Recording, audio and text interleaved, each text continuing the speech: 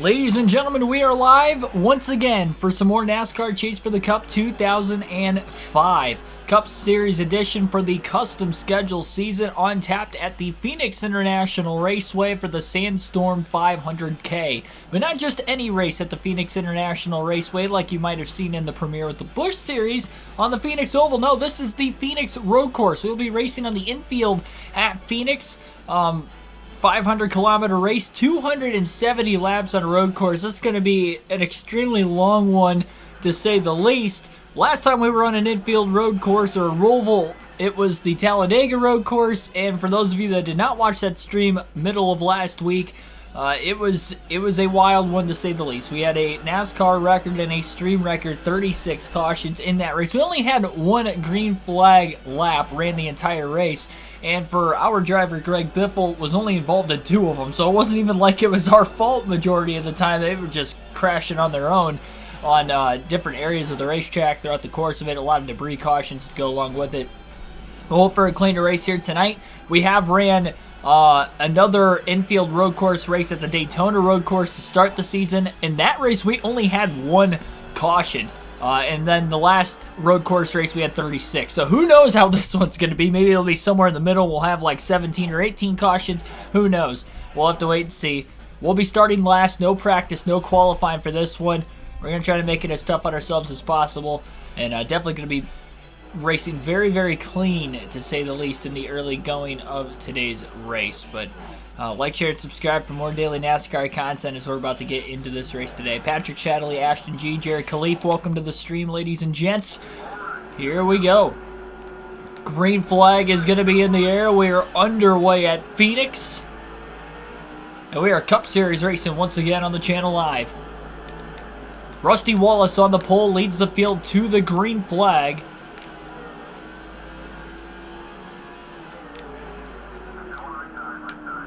Jamming on the brakes to keep it off the back of one another. Hooking the curbing in turn 2. They actually got through there pretty smoothly, including Greg Biffle in the 16. Biffle going to go a bit wide. Still trying to get used to the track again. No practice or qualifying in this race.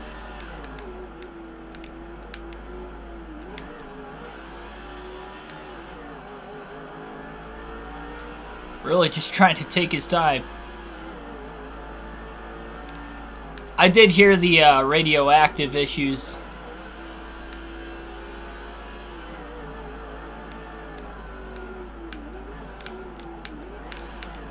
With Kyle Larson and his spotter after the fact, at least. This car is very, very unstable in the early going.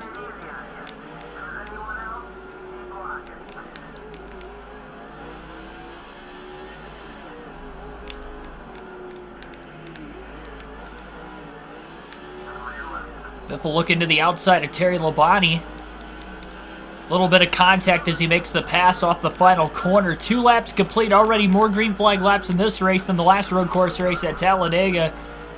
Biffle slides up into the wall in turn 1. All of a sudden.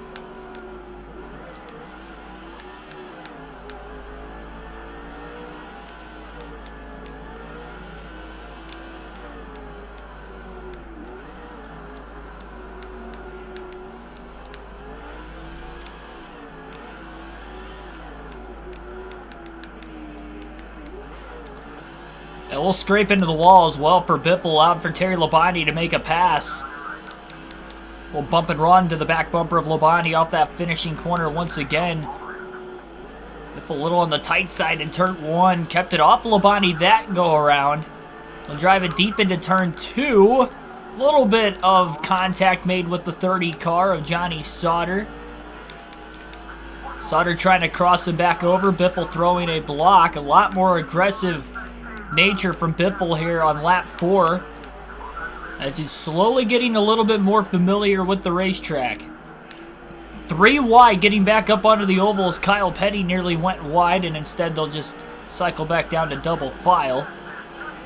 Biffle makes a pass for position on the outside, looking to do the same in turn 1 on the 29 car of Kevin Harvick. Not going to have enough grip up there, though, and just has to fall in line right back behind these guys as he protects the bottom. Big power slide getting into turn 2.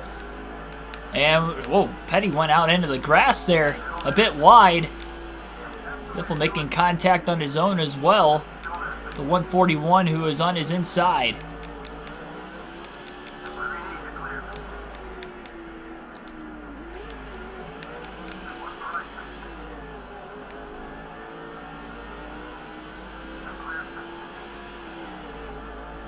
Biffle on the entry list, I did not see anything about that.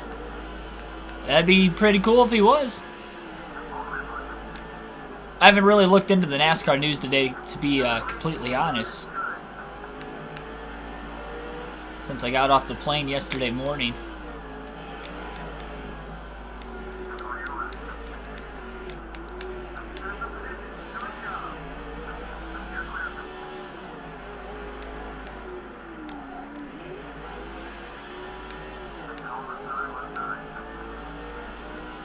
Little side draft on the 133 car. Couldn't clear, though, down into turn 1, unfortunately.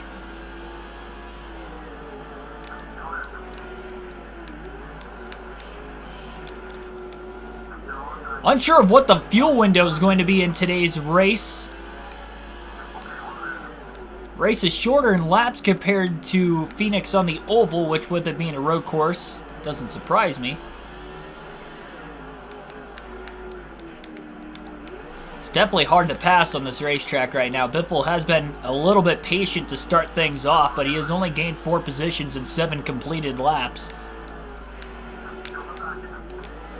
I'm trying to read the comment section as best as I possibly can tonight, just putting that out there right now. I see you guys commenting quite a bit. I really appreciate that and the outreach as usual, but this is a very difficult racetrack.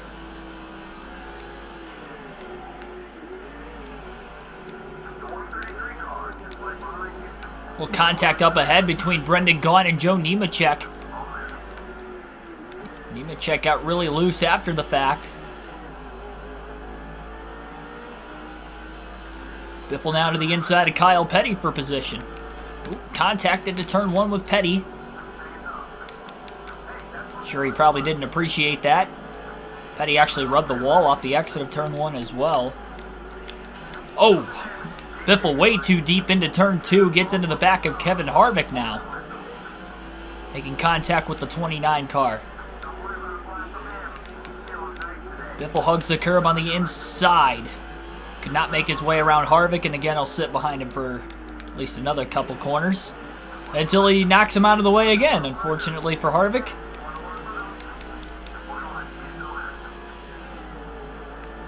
Oh my goodness, see, yeah, I was looking at the chat there and I went wide into 1 right in the side of Harvick. Third time Biffle's gotten into Harvick. All been in different corners. Big time slide job in turn 2. Barely kept the car on the racetrack.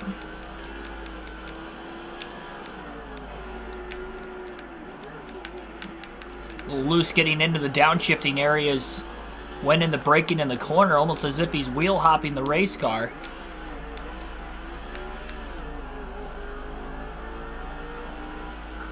Harvick thought about throwing a block on Biffle. Biffle was already there. Into turn 1. It looked like Harvick squeezes Biffle that time. Harvick got the worst end of it into the outside wall, unfortunately for himself.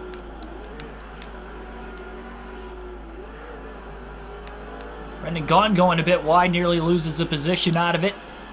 He had 2 tires out into the grass. 1 car heavy into the braking zone, able to outbrake both Brendan Gaughan and Joe Nemechek. Going into the wall. Into the side of Joe Nemechek after a bounce off the curb as well, and he'll lose a couple more positions in the closing corners of that last lap.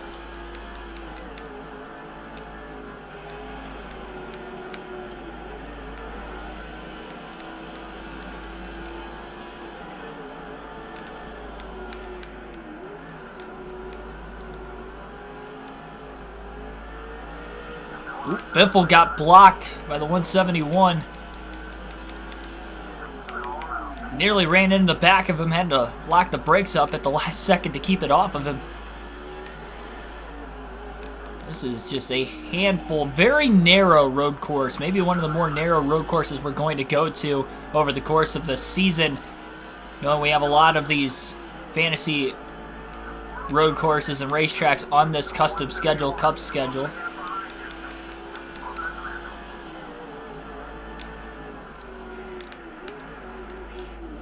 Off the curb goes the 171. Skirts the tires, kept it out of the sand pit on the outside, luckily.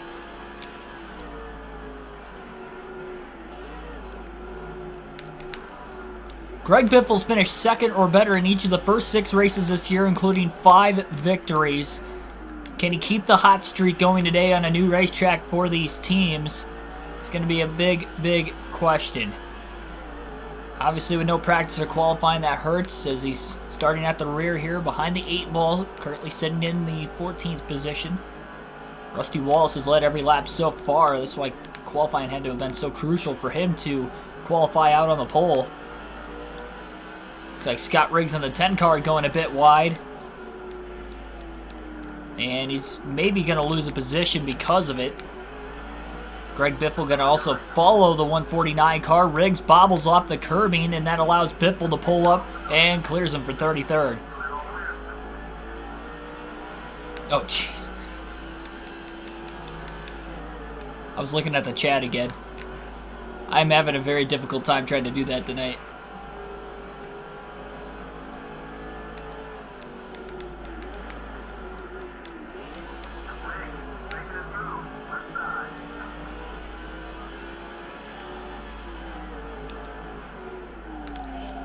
Locking the brakes up. He's got to be careful doing that, though, because he's end up locking the brakes up potentially too much, and he's going to cause a bit more tire wear.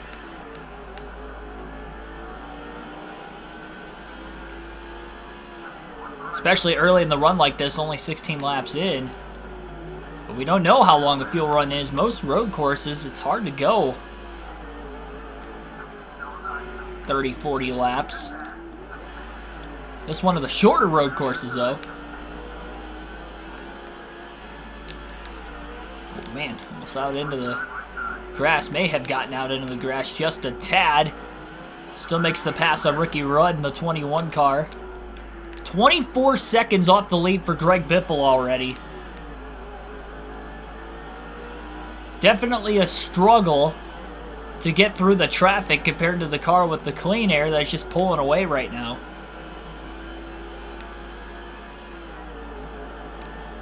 Austin Cindric, Joey Logano, Larson, Elliott, Reddick, and MTJ in your garage for this weekend, or was that last weekend? I think I remember you saying in the comment section for Vegas, or at least that you had your lineup set there.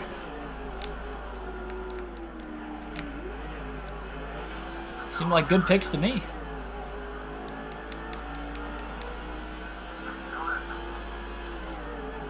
145 car really pinching Biffle into turn 1. Biffle barely gets through on the inside.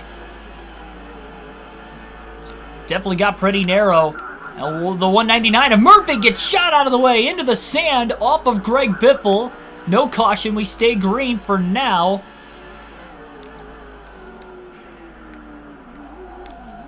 Biffle coming in hot into the closing corners of the racetrack as he's trying to fend off the 145, who jumps off the curb now, and he will get by the 16 of Biffle. A clean pass, though, by the 145. Biffle bounced off that curb into turn 2, and that ended up shooting the car to his outside in turn 2 into that sand pit. Luckily, kept it off the wall, and that sand was there, and somehow we stayed green. I thought when the cars get off in the sand in this game, the caution automatically comes out, but I guess it didn't in that case.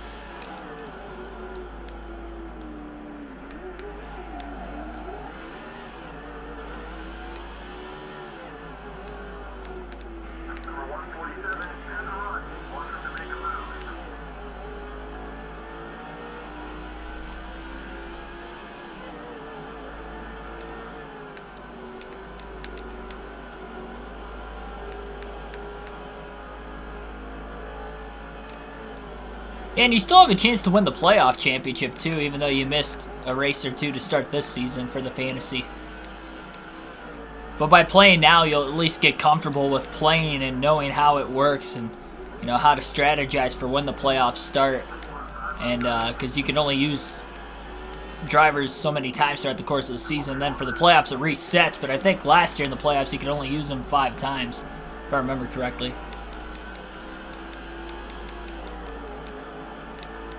Yeah, I heard the MLB canceled the first 2 series of the season. That's a bummer.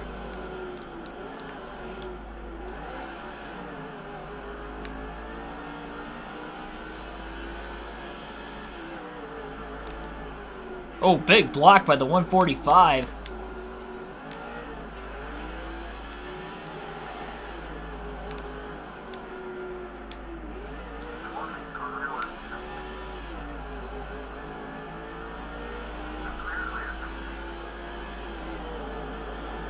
Tell you what, we're starting at the back of the pack right now. Biffle could be in danger of going a lap down depending on how race leader Rusty Wallace would try to work his way through the lap traffic. Biffle into turn 2, really deep, off the curb, slides a bit wide. That's going to allow the 145 to try and make a crossover move. He gets down towards the bottom. Biffle makes contact as they go full throttle through turn 3. Now into turn 4. Biffle locks the tires up, trying to hold on to the position. Oh, and the 145 nearly gets turned, and he barely keeps it off the outside wall. And all of a sudden, the 147's back, and Biffle had no clue he was on the inside of him, and there was contact. Now more contact with the 145, using him all the way up in turn 1.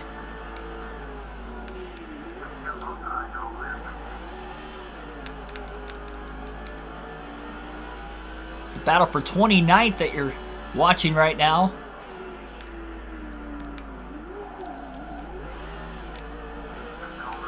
Biffle's almost over driving turn 4 a bit. He's locking the brakes up, but he's almost locking them up into the center of the corner. About that time where you're wanting to roll back into the throttle easily. And I believe somebody else just blew an engine or pulled into the pits because Biffle has now moved up to 28th all of a sudden. So I'm not sure who it is and where they may be on the racetrack to keep an eye on it. Unless they have already made their way into the pit lane, that would be ideal. Still caution free, 24 laps in. Seen a lot of contact in the early going of this race today. Phoenix is a short track as it is, so you can imagine a road course built within the track is just as narrow, if not more narrow, and that is definitely the case tonight.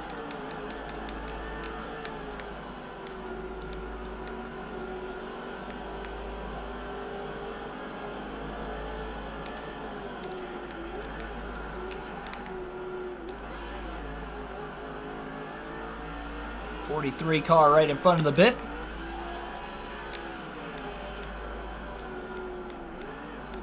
Biffle definitely got out brake that time.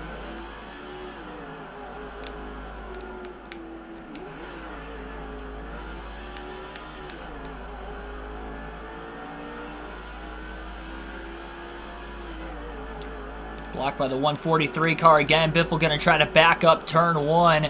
And that is really going to allow him to beat that 143 car back to the gas, but the 143 blocks the inside into turn 2. Biffle again trying to back the corner up, get the acceleration off exit. That time he didn't gain as much though. Into 3 and now into turn 4. 143 car's racing him pretty hard. Biffle into the back of him, and he knocks him into the wall. Off the curb goes the 143, nearly spins out as Biffle will make the pass for position. Just launched him into the wall in turn 4. And luckily, again, we stay green. No accident on the racetrack with all that.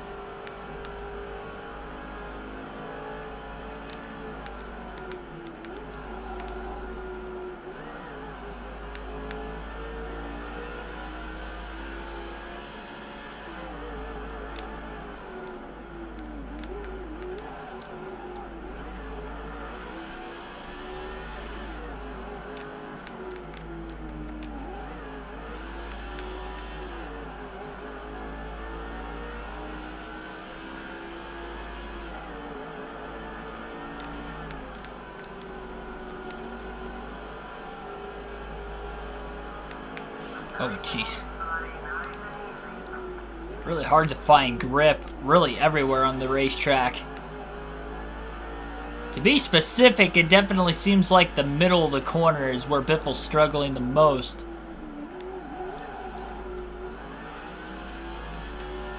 He's got to be using those front tires up quite a bit, though, whenever he locks them up. And he's really only locking the tires up in turn 4.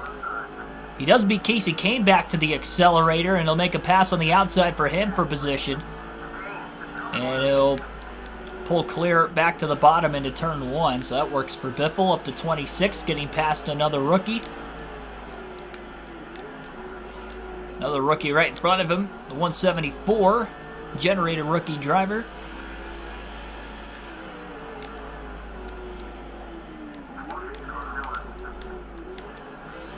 Went a bit wide in turn 4. Tried to fake a move to the outside that almost allowed Casey Kane to get by on the bottom. Kane instead overdrives that final corner on the racetrack, and Biffle will easily beat him back to the gas and pull back away from the 9 of Kane. Biffle backs up turn 1, trying to get a run on the 174. He's on his inside. No, I thought he was. I guess he wasn't.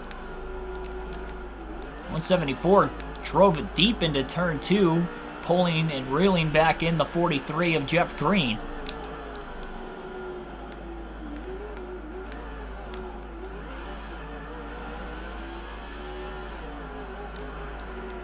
30 laps complete so far. Still caution free. Hit 82 degrees. Wow. Lucky you. Yeah, I don't... It is warmer here. I think it hit 50 today where I live. It's supposed to be in the 60s this weekend, but I think tomorrow it's supposed to be back down in the mid-30s. But I know Saturday, Sunday is supposed to be in the 60s, and it's supposed to drop back into the 30s next week where I live. Big run coming for Biffle. He's there. Didn't have a lot of room, and so when he bounced off the curb, he made contact, and Biffle still had the worst end of it as he sits behind in 26 still.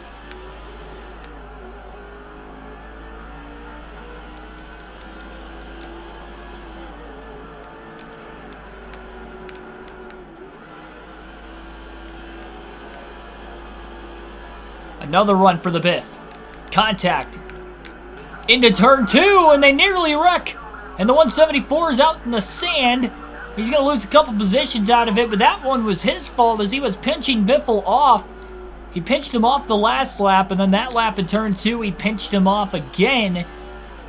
And that time, because he clipped him enough on the left rear corner panel, it sent his car wide. Biffle went wide, but barely kept it on the actual racing surface, luckily. So he was able to gain the position. He somehow didn't lose too much time to Jeff Green in front of him. Casey Kane reeled him back in just a tad. Now Biffle has the pursuit on Jeff Green for position. Big power slide in turn 2. Goes a bit wide.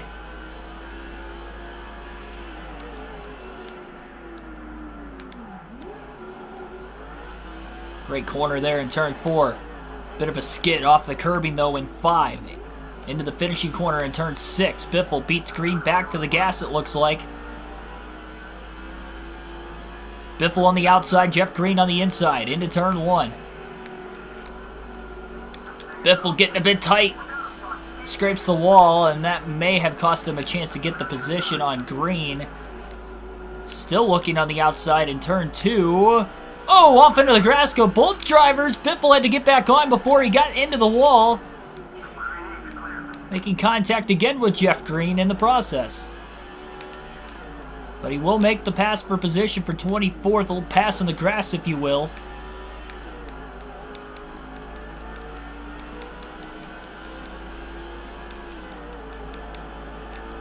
Definitely a sketchy moment, to say the least, there, that last lap. A lot of Dodgers running in the mid-pack right now. Between Casey Mears, Jeff Green, Casey Kane. Biffle's getting tight off the exit of the corners all of a sudden as he's off in the grass again. Clipped it a bit in turn 2, then he had all 4 off in the grass off the exit of turn 3. 35 laps on these tires. We're not even halfway through the fuel tank yet.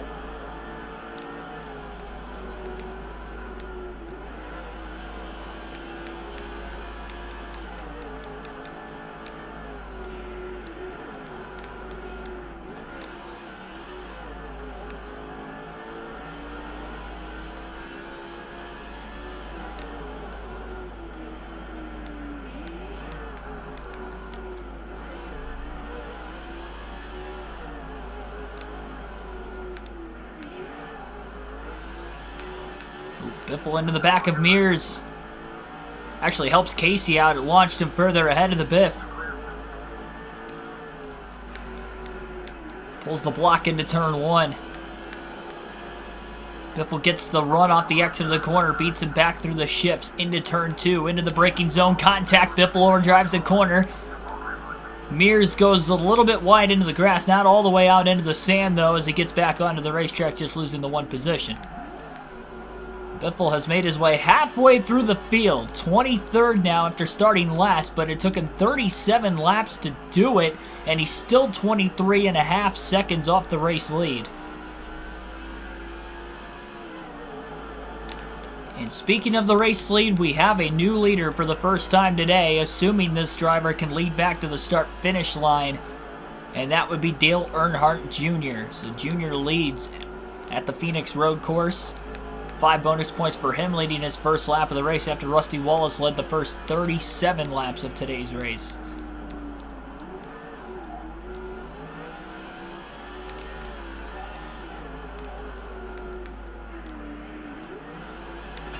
Oh man, Biffle nearly cleans out the 107 of Greg Hicks. I think Hicks checked up in the middle of the corner when Biffle got back in the gas. I don't know if he just lost control from underneath him or what the case was there. That was odd. It's almost like he came to a complete stop. And now he's going to just pinch Biffle in turn 2 as they make more contact. Now into turn 3 side by side, which will lead into 4 side by side. Biffle with the advantage on the bottom in this next corner though, and he'll pull clear, locking the brakes up, nearly going too far wide, swinging off the curb, and luckily he had the 107 of Hicks cleared. Another close call. Lap 40 up to 22nd, but a large gap before Biffle's even going to catch the next car in front of him for position. 10 people watching right now, only 6 likes. Smash the like button, subscribe for more daily NASCAR content. Live race commentary coming back this weekend for the next NASCAR Cup Series race, and you're seeing the video game live stream tonight with the live realistic commentary, all in the hopes of hopefully one day getting into the booth down the road for real NASCAR races. Biffle back in the wall again in that finishing corner. Right when he was slowly getting away from Hicks. Hicks on the attack again. Biffle does seem to have a bit better race car than at least everybody he's passed up to this point for position.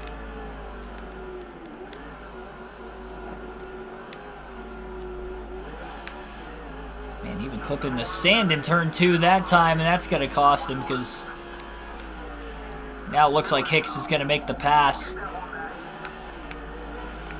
Casey Mears into the left rear of Biffle, nearly turned him around. Almost knocked Mears himself into the wall.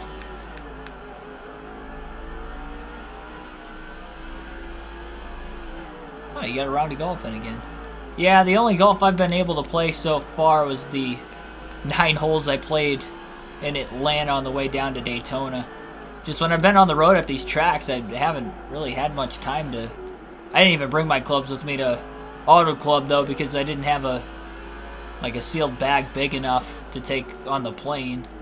And when I was in Daytona, I just didn't have time. I was either at the track almost all day or, you know, editing whatever videos I had to.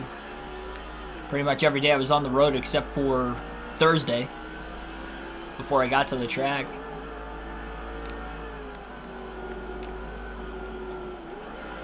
I know one of the days supposed to be in the 60s this weekend, supposed to rain. So I'm not sure. I would have liked to play golf today, but it was like super wet outside. Like muddy's one thing, but like there's standing water from rain we had yesterday, even in my driveway, so I knew that the course probably wasn't going to be open, to be completely honest.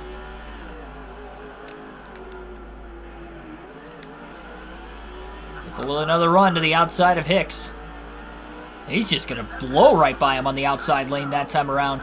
Halfway on fuel at lap 44 for Greg Biffle.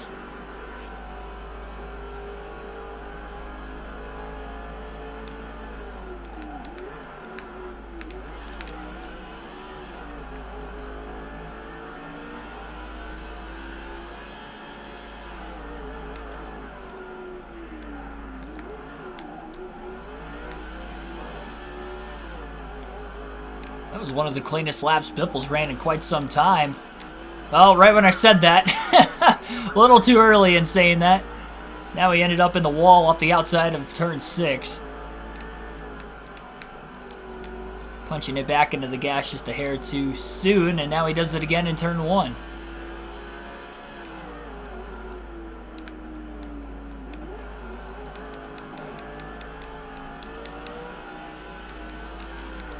My goodness, what is going on here? Biffle's all over the place over the last lap and a half after nearly running his best lap of the race.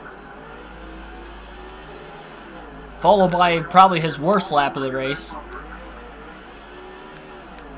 And again, Quick's able to get by for position. Just how tough this racetrack is.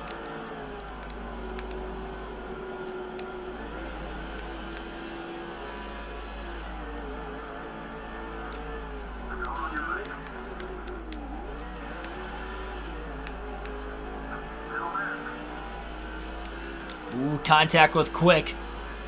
Right on that left rear corner panel, and Quick was on the outside. I should say the inside. That could have turned him. Instead, all he really had happened to him there was lose a position out of it.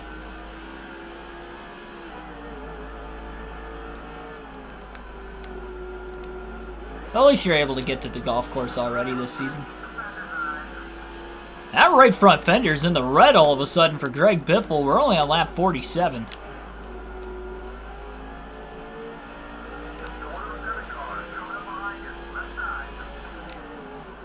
He's definitely made contact quite a bit in this one. Quick nearly cleans out the 16 of Biffle.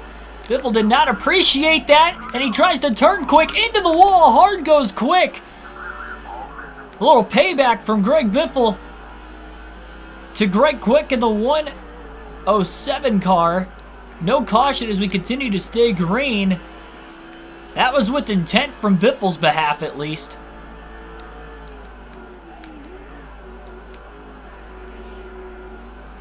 For nearly getting turned the corner before.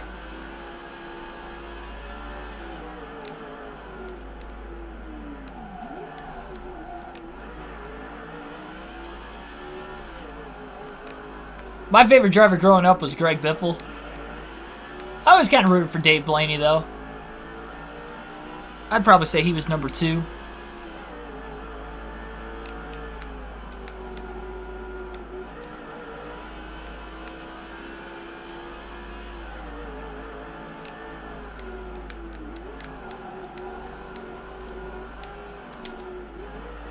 Yeah, that was the best payback possible because we stayed green in the middle of all of it.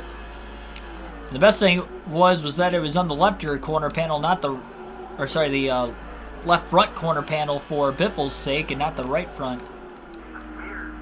Should say fender, not corner panel, but yeah, that right front is definitely, yeah, Greg Quick. Greg Quick is in the 107. Obviously, we're racing as Biffle in the 16.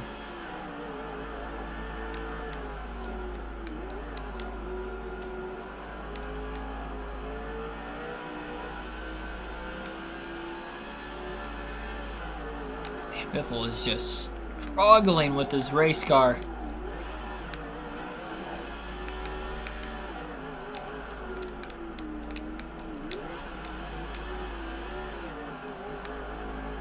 "50 laps into this race, still caution-free at the Phoenix Road Course.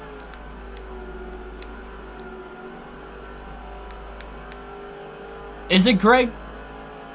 Was it Greg Hicks or was it Greg Quick? I thought it was Greg Quick, my bad. I think there is a Greg Quick in this game, isn't there? Thought it was Hicks. It might have been Hicks. My bad on that one if I messed that up.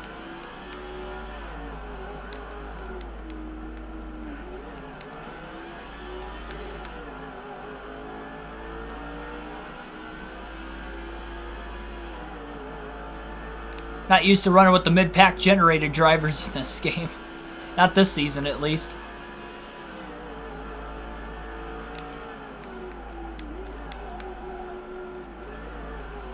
Power slide in turn 2 for Biffle. Kept it on the racetrack really well. I don't think any one of his 4 tires are in the yellow yet, at least, despite the amount of times he's locked them up in turn 4. Still 25 seconds off the lead. I think you just got to survive to your pit stop here because Biffle's kind of plateaued. He was up to 23rd after 37 laps. He has only gained 1 position. That was on Quick. Sorry, Hicks. Said it again. I think Quick is in the 175 now that I think about it. The 107 is Hicks. Now that you brought up that discussion.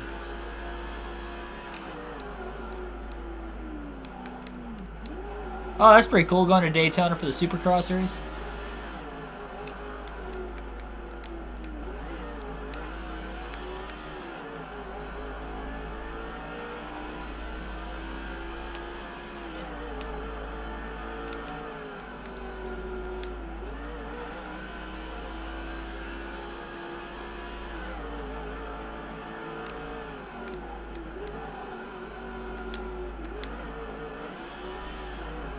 Like Biffle's on the brakes forever that corner.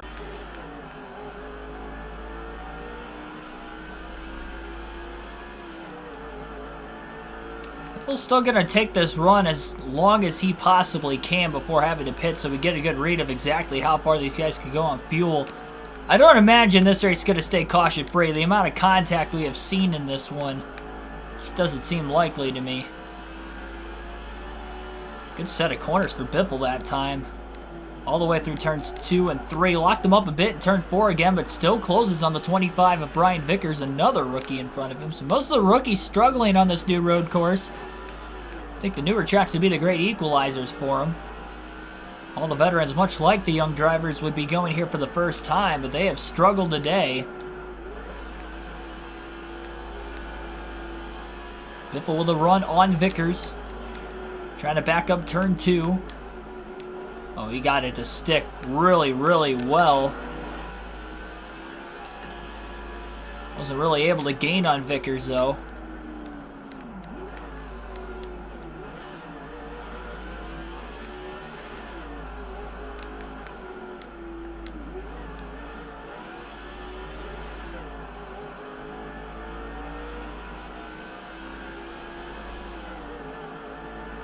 Shoot, I forgot the combine was going on.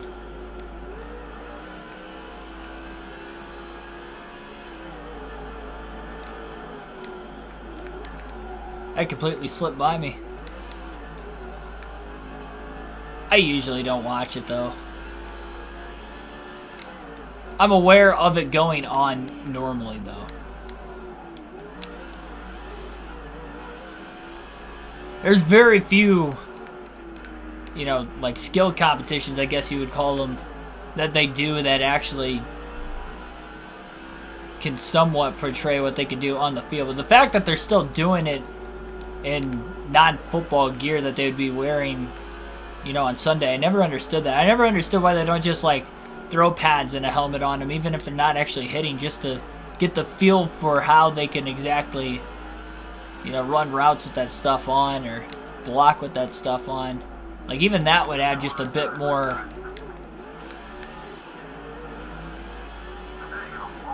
of a, it would help the scouts out, I guess you would say, a bit more.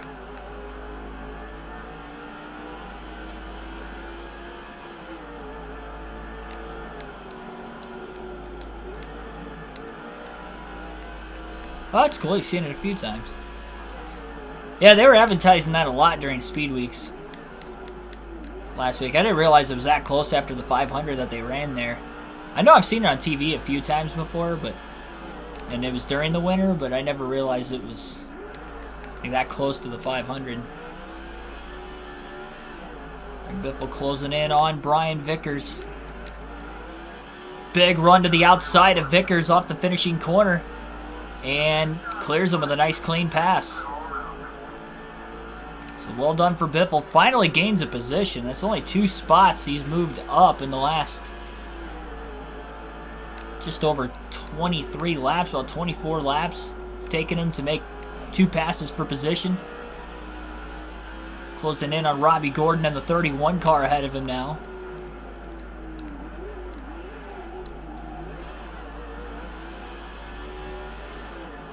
Bounce off the curb, nothing major there. I think Gordon pulled away enough. I was going to say, he'll be able to survive for 20th place position at least another lap, it looks like.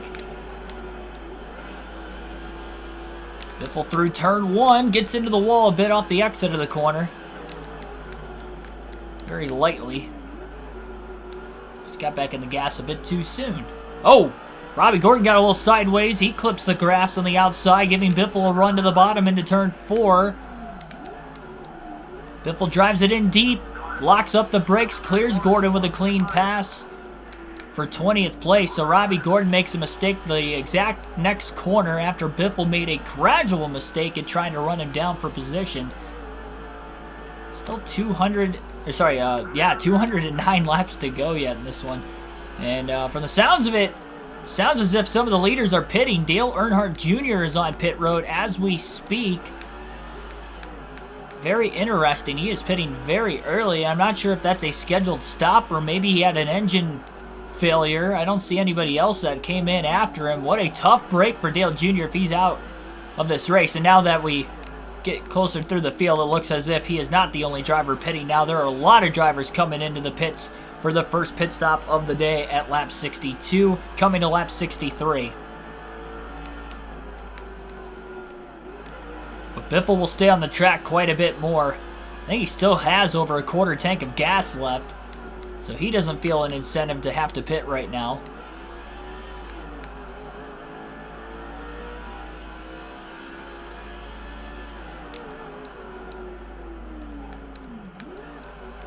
In fact, he could probably stay out, at least lead some laps so he can get 5 bonus points in case he doesn't have another opportunity to the rest of this race to get to the lead.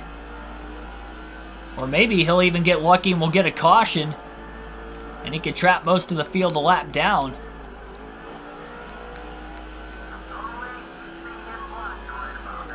That'd be the more ideal situation, I guess. He's going to be losing a lot of time on these older tires, though, that is for certain.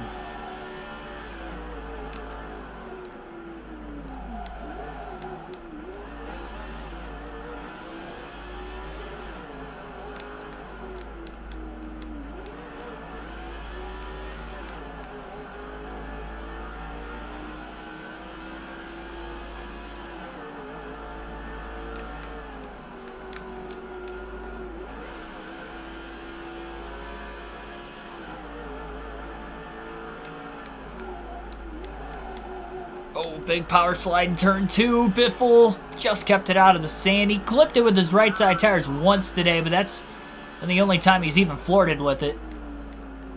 Now he's down to a quarter tank of gas left, but yeah, he can definitely go quite a bit further. Though it does seem like a lot of these guys could go a bit further too. Rusty Wallace is back in the lead currently.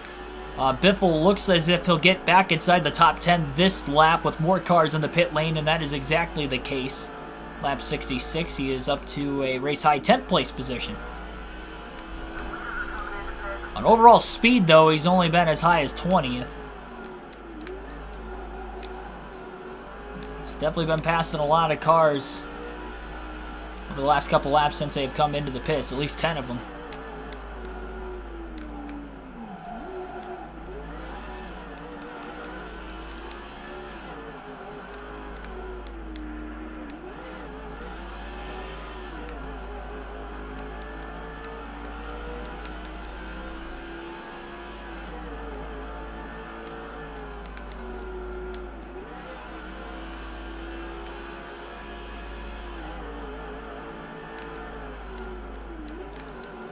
I remember Patrick Shadley saying in the chat before the stream started that he was predicting 50 cautions. I don't think we're going to get that today. Could still be wrong. We have a lot of racing still to go, but still caution free through 67 laps. I believe Jeff Gordon led that last lap because of the green flag pit stops. Now Ryan Newman will cycle to the race lead. It's a pretty long pit road here at Phoenix as well. Biffle up to 6th.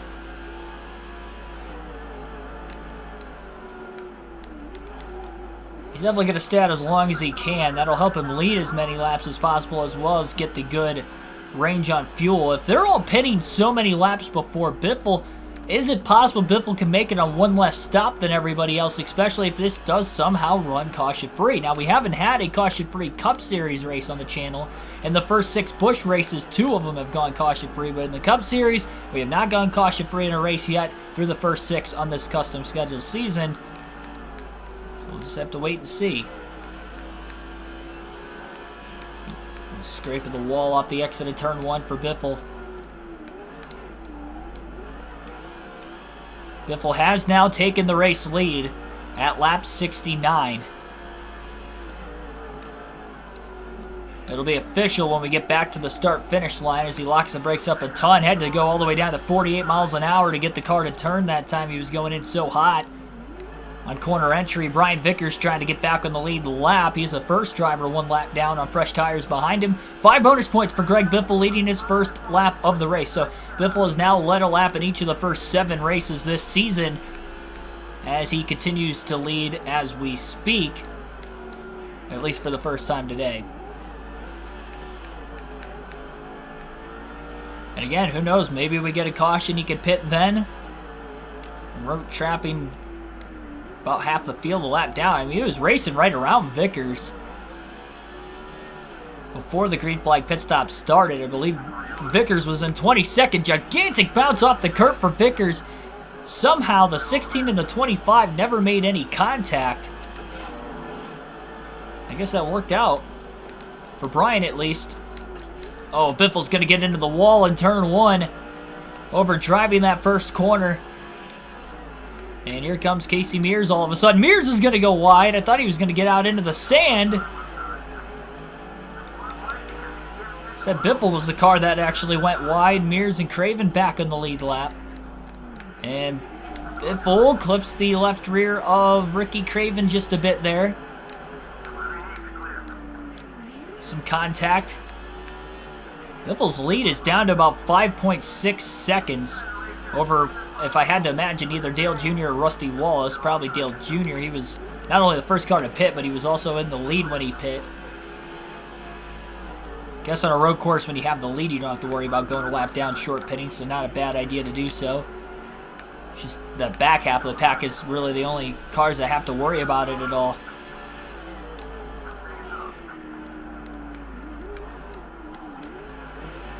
Biffle trying to get back around Craven.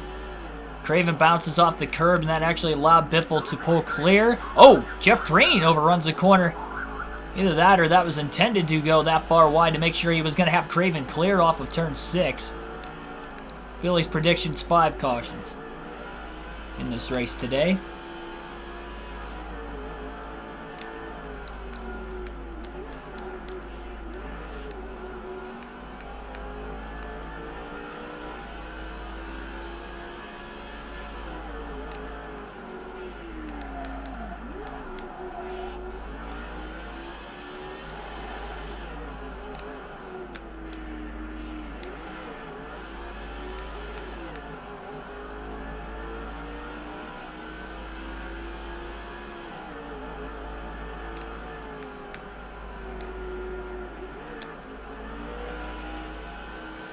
A little bit tight in turn 1. Jeff Green trying to close the gap into turn 2. Biffle back down to the bottom and off the curb. But not aggressively off the curb. Didn't really throw the race car around at all. He was able to stay glued to it. Take that shortest way around turn 2. Jeff Green's got a massive run. Biffle will let him go into turn 6. Make the pass on him, and in fact, he'll actually try to cross Green back over with an undercut. He let him go into turn 6, but allowed Biffle to get back to the gas a bit sooner. Now he'll let Green go on the outside once again. Kevin Harvick, who qualified towards the back half of the field, is now the first driver 1 lap down behind the Biff.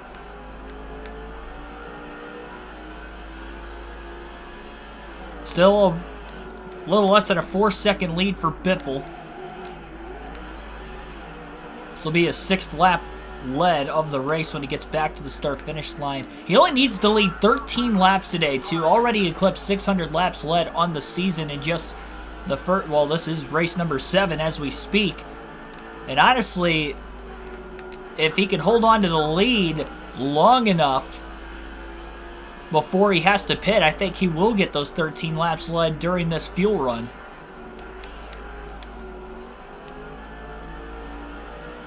He has 7 more to go.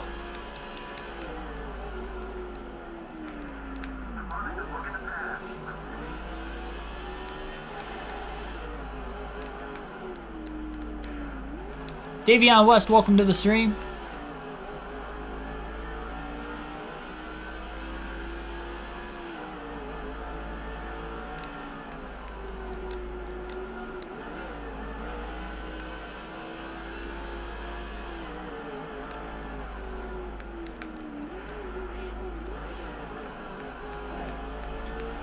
This is a long pit road. You wouldn't think Biff will be at risk of going a lap down, staying out right now, considering that he is the leader, was staying out longer than everybody else during this fuel run.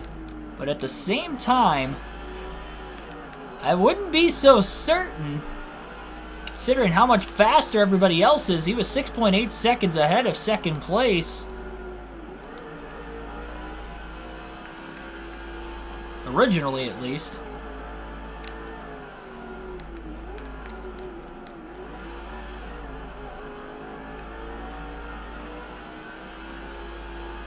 Does seem like he's pulling back away from Harvick and starting to hit his marks.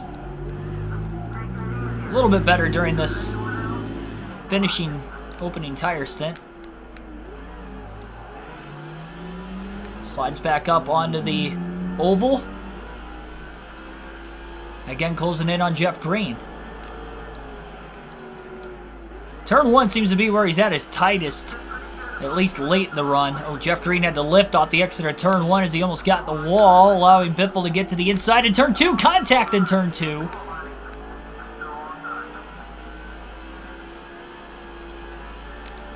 More contact now.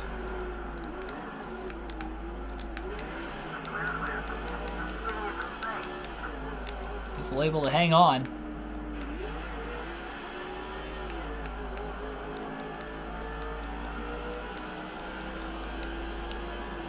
Lap 80.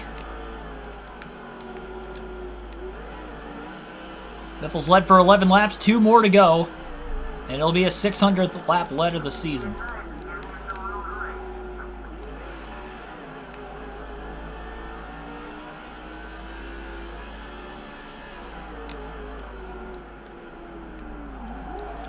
And he'll definitely be able to stay out long enough. He still holds on to a 3.3 second lead along the way as well.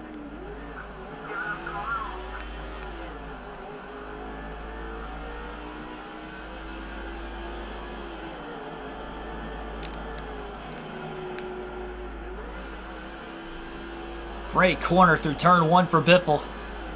Looks low into turn 2 underneath Green. Slides, but Green rolled that outside really, really well. Using a bit of that excess pavement as well. Oh, Biffle into the left rear, nearly turns Jeff Green right around. That was a bit of a close call. Biffle going to put him a lap down again, it looks like.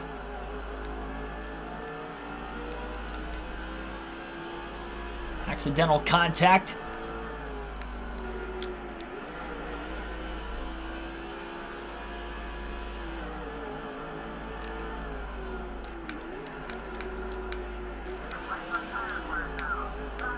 Right front finally into the yellow towards the end of the run. That right front fender's been in the red for a little while. Biffle's only made contact really a couple times since it has been, and it's been like that for a good 20 to 30 laps. Jeff Green to the outside. Bit more contact on that right front. Biffle still out on the racetrack. Now 601 laps led for Greg Biffle this season. Casey Kane charging on the outside. Biffle's lead's down under a second and a half all of a sudden. Biffle will stay out this time by. He'll pit at lap 84. That will be the call for the 16 team. They will pit at lap 84. stay out one more lap here as their lead's cut down to a second so they can get another lap let in. You never know if he'll have a chance to lead the most by the end of the race. Plus what the fuel situation could be to the end as well.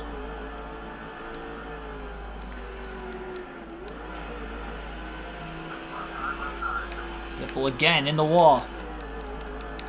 Off the exit of turn 1's going to put him on the outside in turn 2 as he slides the tires, barely keeps it on the racetrack. And with that mistake, Harvick and Kane get back on the lead lap, and here comes Dale Earnhardt Jr. charging in hard. To the inside, Jr. will take the lead into turn 6, so that is now the cue for Greg Biffle to pit. He has lost the lead. 70 miles per hour is the pit road speed limit. He'll get down easily in time. 4 tires and fuel. No adjustments for the 16 car of Greg Biffle. This is the opening stop of the day for him at lap 84. Everybody else has already made their first and opening stop of the race under green flag conditions.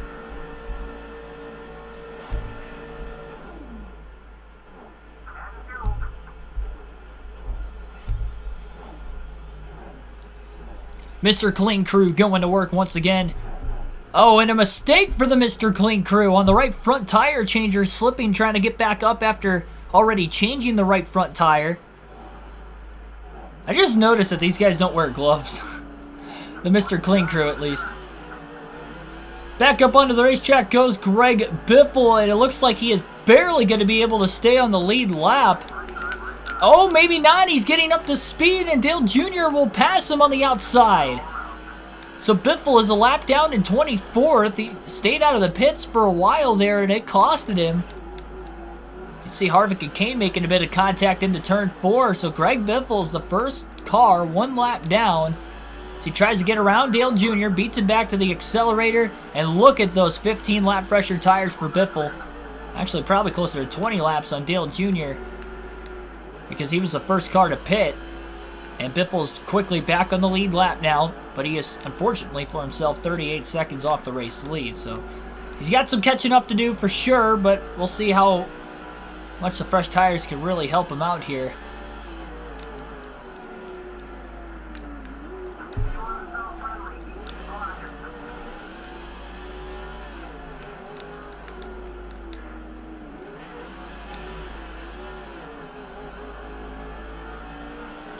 Derek Booth, welcome to the stream. So next scheduled stop will be lap 168 for Biffle, assuming we stay green long enough to get there. He's in 20th when the pit stop started, so not only lost probably about 15 seconds interval-wise on the race leader, but he lost 4 positions as well in the transition. Kane and Harvick continue to battle. Biffle pushing hard, and he is closing in fast on him. Harvick with a big slide off the curb. Now he's going to go wide in turn 4, allowing Biffle to beat him back to the gas. Biffle looks low on the front stretch. Harvick with a block.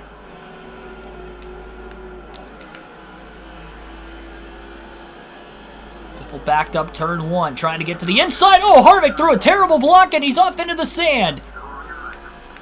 That was a bad block by Kevin Harvick, but he obviously got the worst end of it there into turn 2 and pretty much got himself launched into the outside wall. Biffle hangs onto his race car and hangs on to the lead lap. Harvick going to go a lap down in the process of not only losing a position there.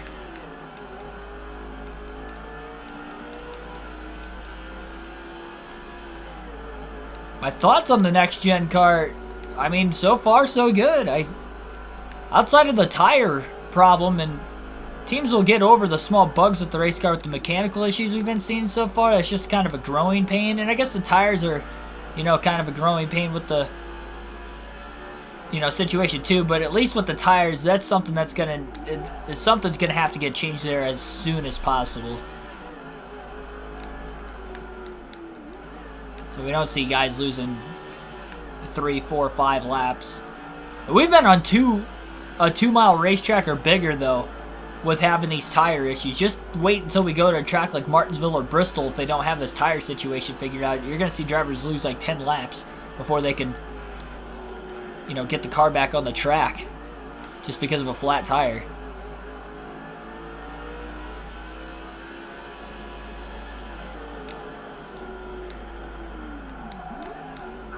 He pushes hard. Maybe a little too hard. Competitive contact with Casey Kane. Biffle passes him on lap 90 for 22nd. Joshua Rumsey, welcome to the stream.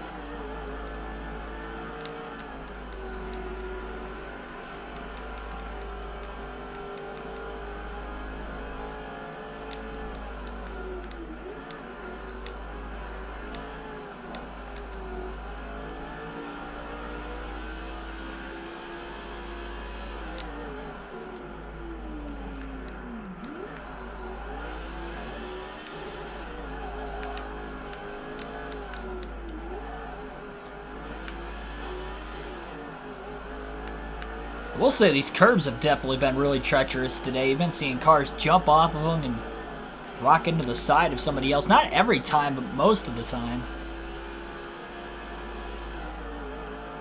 I will agree with you there. I've never seen that many spins in one qualifying session either. I have in practice, but that's when practices were longer and not just, 15 to 20 minutes like it was.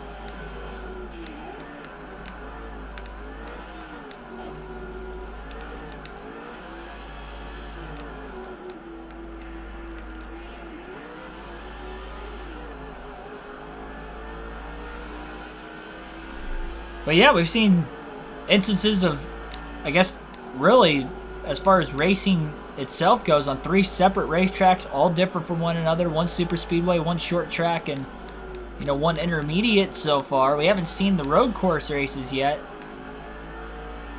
Really the only style of racetrack we haven't seen the next-gen car race with everybody in the field. And I'd say so far it's been passing the test. And really the only big thing now, I think the racing's fine with the next-gen car. The main thing now is just the tracks in general. This is where you're really going to spotlight which are the better tracks and which aren't the better tracks. And I wouldn't even take one race at those tracks to be the gauge of that. For some reason Las Vegas isn't a good race this weekend. Yeah, it's not a Las Vegas problem because I think Vegas is one of the better mile and a halves on the schedule. That was just one race. So it would be, and with that being said, I would also say not to be too quick to judge the next-gen car in a good way as well, considering we haven't seen much out of it yet. But at the same time, it's so far so good. And I think universally it seems like a lot of fans, and drivers for that matter, are pretty happy with the car.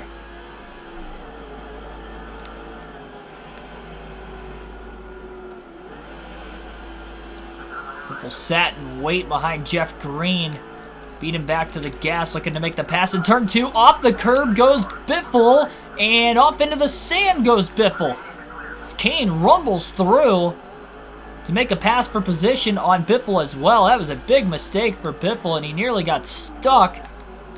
And with that mistake, Dale Earnhardt Jr., the race leader, is all over his back bumper once again. And he goes to the inside. Biffle didn't know he was there, and Dale Earnhardt Jr. has just lapped Greg Biffle. Biffle again needs to get around him quick. One mistake led to another. He just put the bumper right to him right away and takes that lap right back. Junior not done yet though. Through turn 2.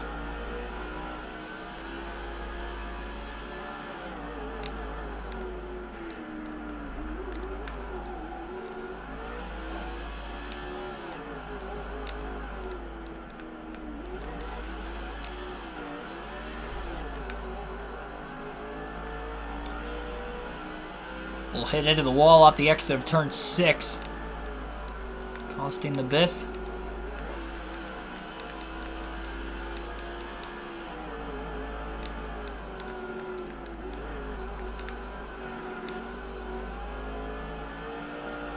Biffle definitely doesn't seem like he's got a race-winning car, but racers will race, and he will continue to push. Try to get the best finish he possibly can, and hopefully, at bare minimum, get a top 10 to keep at least that streak alive to start this season. trying to go 7 for 7 in that aspect. And really, in top twos, he would be 7 for 7 if he can get a second place or better finish today as well. 6 for 6 so far in that category, but at bare minimum, try to keep that top 10 streak alive. Contact with Casey Kane.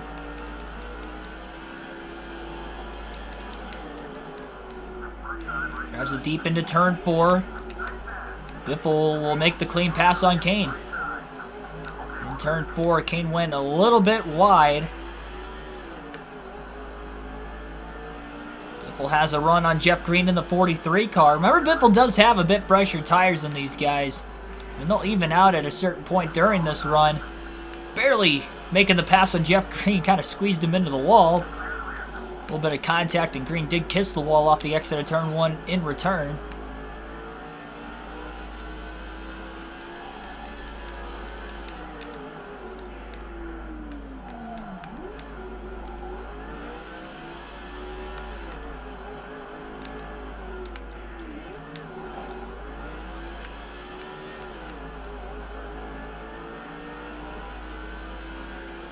Yep, Coda would be the first road course race this year.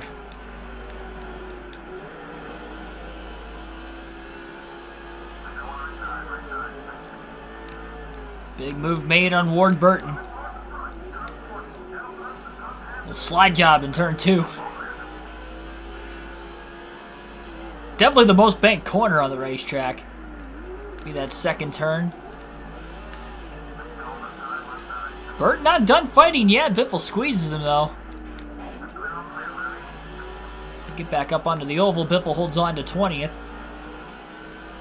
Lap 102 for Dale Jr. when he gets to the start-finish line behind these guys right now. So he's lapped a little over half the field, it looks like.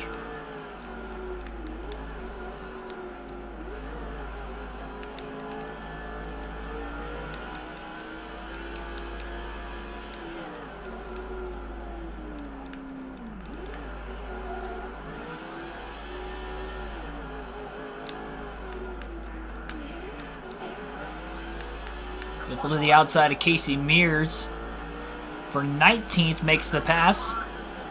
This might be a lap car right in front of Casey Mears that was holding him up, and that allowed for Biffle to get a much better exit to turn 6. Biffle now to the inside of the 172 car, and no, the 172 is also for position. Not a lap car whatsoever. Biffle up to 18th. It's as high as he's been on speed in the race as far as his position goes. Interval-wise, not so much. He's still 35 seconds off the race lead from Dale Jr. He's going to need a caution to get back into this at some point. We still have a long race to go. We haven't seen a caution yet. You'd have to imagine this is not going to be a race that will go caution-free.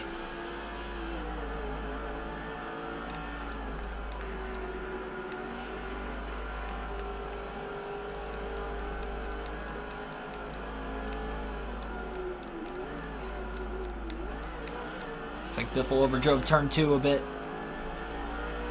Casey Mears going to close in just a tad more once again. Biffle coming in hot. Locking the tires up once more into turn 4.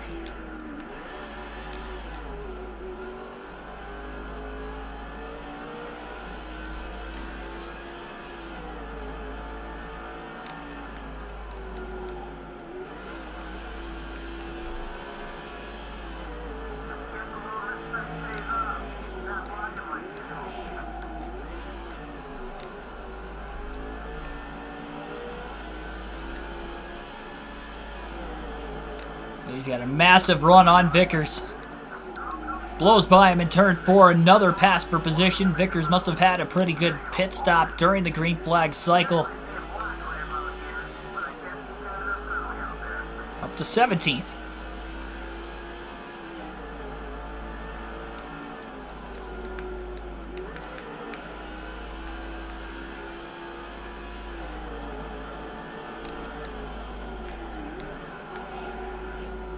Slideways in turn 2 as he tries to pull a bit closer on the 6 of Mark Martin. Making contact with the back of his teammate there.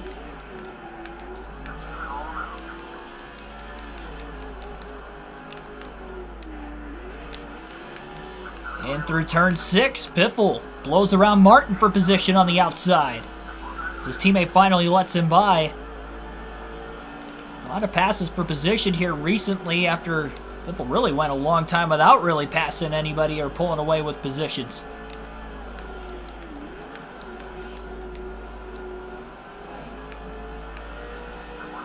But Wimmer got a bit loose. He might have caught the grass just a bit. Biffle makes the pass for position on him now. Into turn 4, Biffle into the top 15. Getting by one rookie. He's got another rookie of Johnny Sauter up in front of him yet.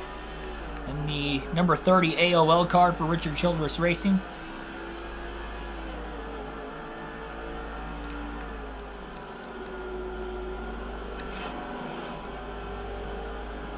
Tried to get him loose in turn 1. That didn't work.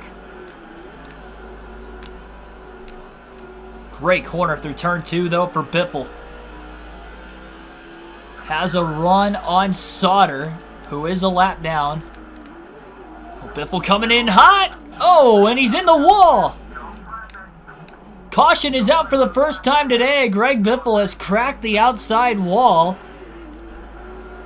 unfortunately. And kind of an embarrassing moment there for Greg Biffle in turn 4 as he's gonna pull, I guess, what many drivers have done on the Charlotte Roval in turn 1, which is just charge into the corner a bit too hard.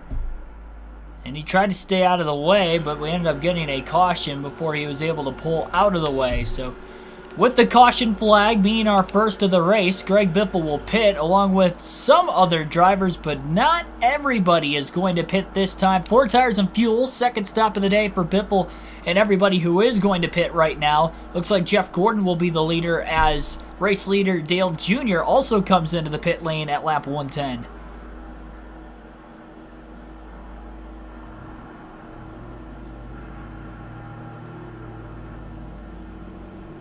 I mean, I personally don't care that Bristol's on Easter night.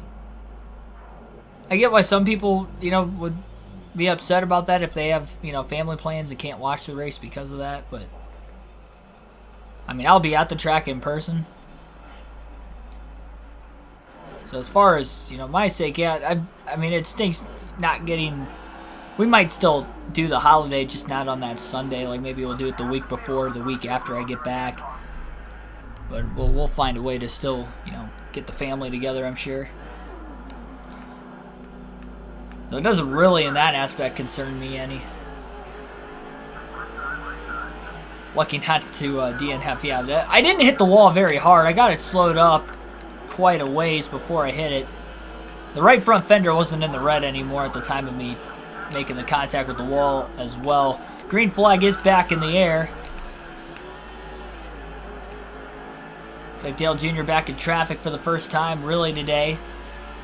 Ooh. Bit of a slide out into the grass. We got cars checking up everywhere. Off the corner goes Casey Mears as they were 4 wide as Biffle just blasted his way through. He's up to 12th place all of a sudden. I wonder when these other drivers are going to pit that stayed out of the pits during the caution flag. Everybody checked up and Biffle just went Dukes of Hazzard style off the curbing. 4 wide to make passes for position. Mears was off the curbing as well. More contact between Mears and Biffle.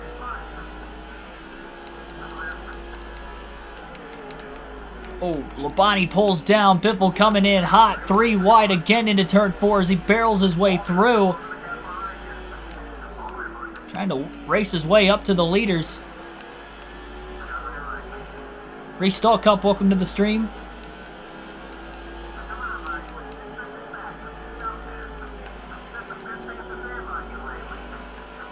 Biffle gonna go wide in turn 1 and he's in the wall.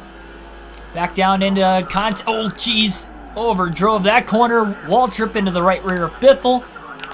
Biffle is all over the place. Really felt the car slide out from underneath him into turn 2. Got really light all of a sudden. Makes a dive bomb pass back on the lap car of Waltrip. Clips Johnny Sauter in the 30 as he hangs on again. It's been pandemonium since the restart.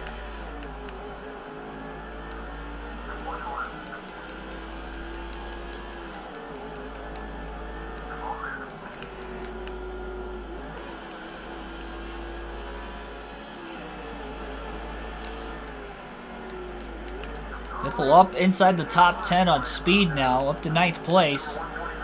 Johnson went a bit wide, caught a bit of the grass.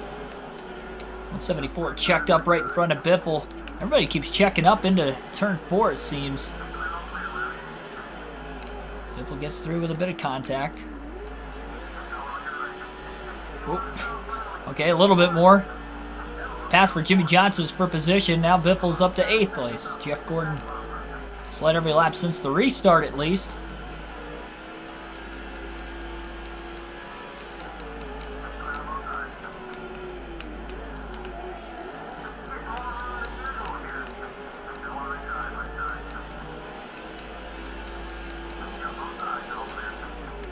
Biffle pulling low, makes a pass on Labonte and Riggs. Labonte was for position, Riggs was a lap down. All these cars Biffle's been getting around here recently. Oh no, he hooks Dale Jarrett. Jarrett's in the wall and backs down in front of traffic off of turn 6. We have caution number 2.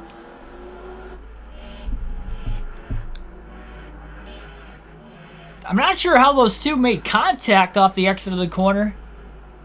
Exactly. But Jarrett goes spinning down the racetrack. Cautions breeding cautions at Phoenix all of a sudden.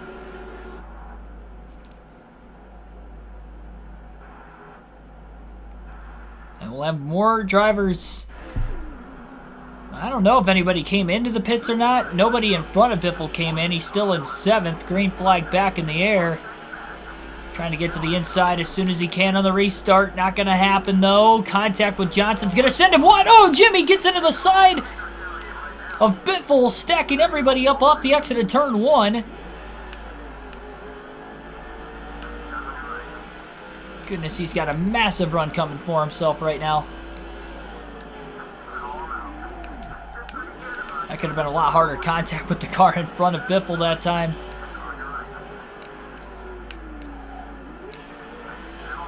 Oh, geez, all over the... I think it was the 171 car. Somewhere there's a pass for position in that last lap for Biffle, as now he's up to 6th place again.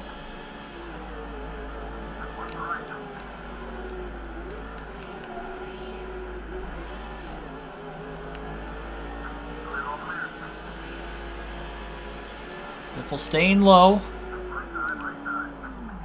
Locks the brakes up, just trying to keep it off of other drivers was the only reason he really did it that time, as he passes Casey Mears for position.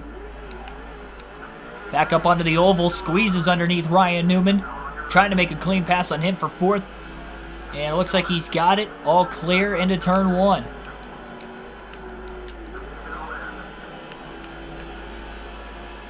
Newman almost got into the wall, now into turn 2. Biffle looks low underneath Ricky Rudd. Slide into Rudd, contact made. Ricky a lap down. Don't wreck it, don't wreck it, don't wreck it. Trust me, that's flying through the back of my head right now as we try to get our way through the field.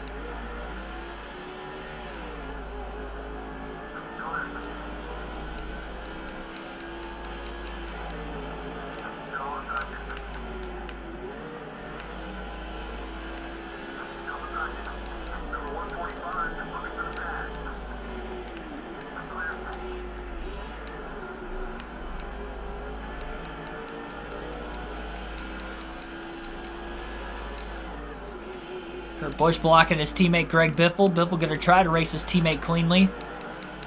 Meanwhile, Busch gets into the left rear of the car in front of him, who I believe is a lap car holding him up. And that lap car might have held him up long enough, because Biffle will blow past Kurt Busch on the outside. Now he'll get to the inside of the lap car down into turn 1. As well, in the 143, Busch overdrives the car to the inside, while Biffle overdrives to the outside. And the Roush cars of Busch and Biffle make a bit of contact. Busch gets the spot back. Biffle charges. 3 wide as they split the lap car. Biffle doesn't have a lot of room, and he had to check up. I didn't think 3 wide was going to work in turn 4. It's where Biffle got into the wall earlier. Kurt finally gets around the 143. So does Biffle as Kurt's right back into third place once again.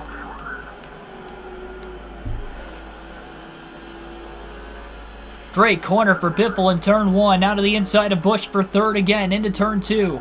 Locks the brakes up. Slides Busch with the crossover to the inside. He gets into his teammate. Both cars going a bit wide. Biffle still trying to catch his Ford. And does back onto the inside into turn 4. Off the curbing. Kurt barely stays ahead of that lap car. The 143. No, now he's not. Still side by side with him, and now Kurt's clear.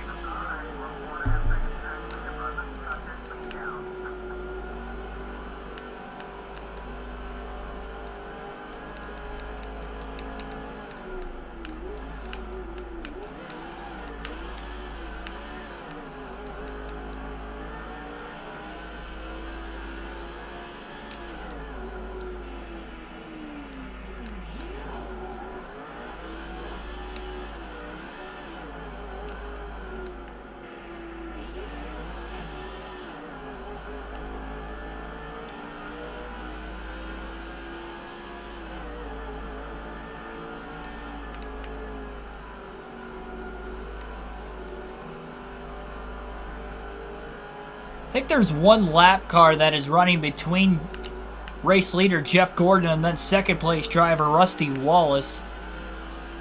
So it looks like there are 3 cars not that far ahead of Biffle, but he is in third. And yes, one of those lap cars is actually the 29 of Kevin Harvick. So Harvick would be the first car 1 lap down, riding between Gordon and Wallace. Clean air, it's just something Biffle has not been able to have today. He has led about 14 laps, but it was in the middle of green flag pit stops. And he was dealing with lap traffic the whole time, so he never really had the clean air that Jeff Gordon has, or that Rusty Wallace or Dale Jr. had at one point today as well.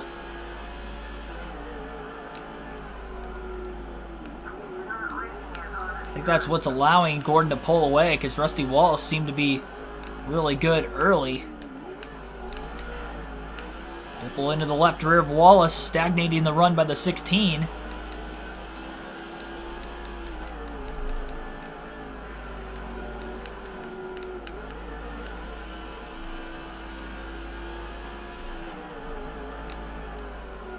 Biffle backs off in turn 2. He's trying to hit his marks. Looks like he's got a run down into turn 4. Beats Wallace through the shifts. Slides into turn 4. Locks him up a bit. Wallace with the crossover. A lot of smoke. Right around turn 6, like there might have been some cars that got together that last lap further back in the pack, but we continue to stay green. For right now, at least.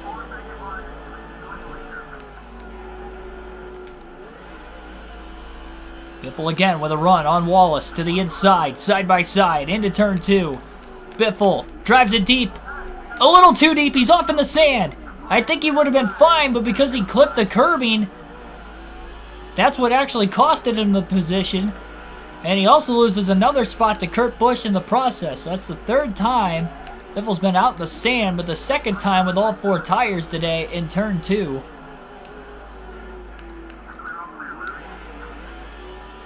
We're just a few laps shy of the halfway mark, it looks like, and got a couple cars on pit road right now. Maybe some green flag pit stops going on for the drivers who did not pit under either of the last 2 cautions.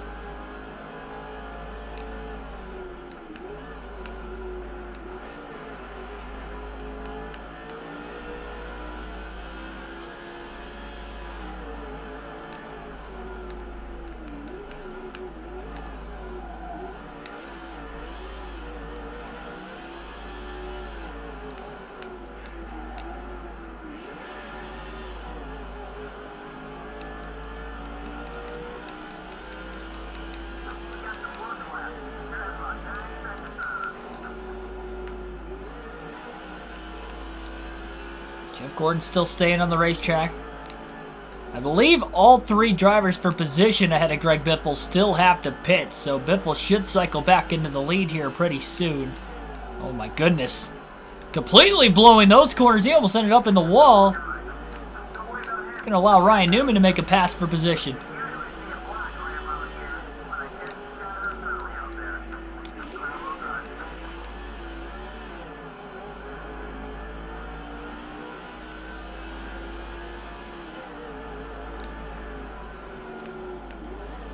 Giving up on NASCAR 21, I see, Joshua. I don't blame you, man. I don't blame you.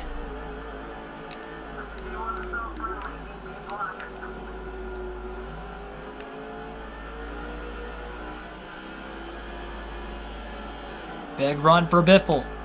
Looks low under Newman.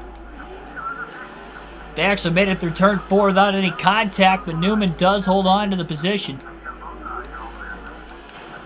Oh, man, Biffle into the back of Newman, getting onto the oval again. Halfway home here today at Phoenix. Biffle to the outside in turn 1. Brushes the wall a bit. Big power slide into turn 2, but he beats Newman off the exit of the corner. Oh, Newman threw a bad block, and Newman's going to go off into the grass and hard into the wall. Greg Biffle gets clipped with that bad block by the 12. Goes a bit wide in turn 4 now. Here comes Newman right back as there's more contact. And around goes Newman hard into the wall, driver's side door, first in turn 6. That was just a mess from the start off the exit of turn 2. And it took them until turn 6 before they wrecked for good. And that was a pretty hard hit for Ryan Newman. Got the worst end of that. Oh, man, that was nasty. I mean, his car came to a complete stop after he slammed the wall, driver's side door first. So in the middle of a few green flag pit stops, right at the halfway point, we get a caution. And now we have a lot of drivers coming into pit all of a sudden with this yellow flag coming out. 4 tires and fuel, third stop of the day for Greg Biffle under our third caution of the day. Made a green flag pit stop earlier as well, so that is caution number 3. Newman getting turned off the front bumper in turn 6 from Biffle. Just like Dale Jarrett did earlier, only Jarrett spun down the track. And Ryan Newman got spun up the track. I believe it's still a one-stopper from here to the end.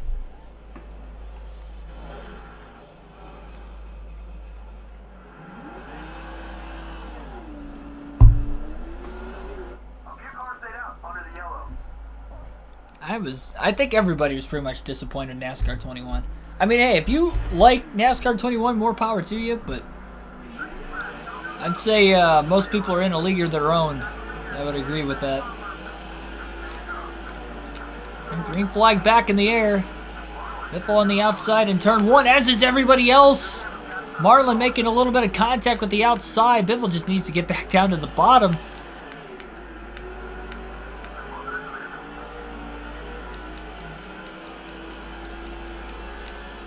And he does get down to the bottom. Locking the brakes up. Oh, and he gets into the 144, knocking him into the wall now.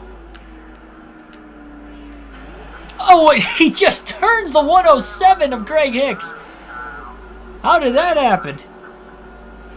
4th caution now all of a sudden. Biffle's just been turning cars in turn 6. That's the 3rd time he's done that today. I don't even know how that one happened. I got into the back of him, and it looks as if Biffle just drove right through him. Fortunately, the 144 gets caught up in it as well. Turning it into a little bit of a wreck fest here. And it wasn't like that for a lot of the start of this one. We didn't have that first caution until just shy of lap 100. Now we've had 4 of them all of a sudden. Green flag again back in the air. Biffle just trying to get to the inside. Oh no, he gets cleaned out hard into the wall by the 107. Oh my goodness. And I believe he took himself out in the process. That was a hard hit to the right front corner panel for Greg Biffle, and he's going to have to repair some damage. Wow.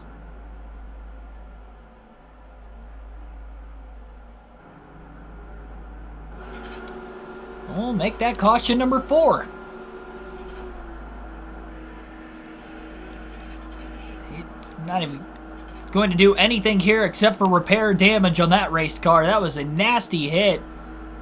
And a little retaliation from Hicks to the 16 of Biffle. Throwing him into the outside wall hard in turn 1 on the restart. I didn't even realize that they were 3 wide for 1, let alone that Hicks was underneath. And Hicks just cleaned him out before Biffle even realized he was there.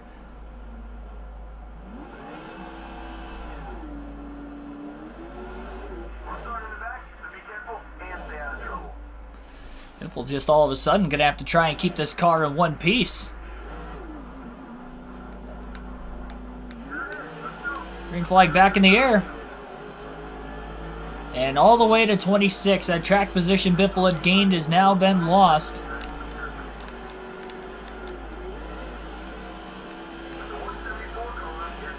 We'll see if he can get back into this. Oh, big stack up in turn 2. They're probably going to stack up in turn 4 again. We've been seeing that a lot recently. Contact between Labonte and the 149. Biffle charges on the bottom. He actually got through there fairly clean. And he gets up to 17th as well in the process. Oh, Petty with a bad block. He didn't realize Biffle was there. Moved himself out of the way off the front bumper of the 16.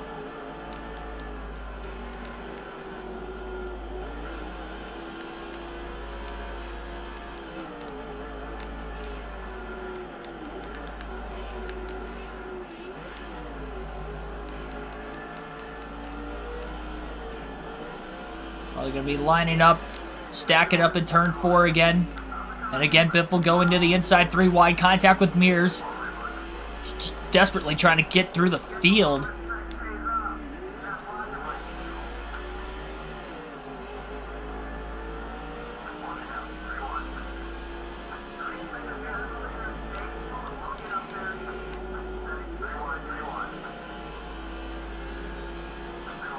Contact between Labonte and Riggs on the outside. There were 3 wide with Biffle underneath. Cleared the pathway for Biffle to make another pass for position. Into turn 4. Into the back of the 29. Nearly spun him out.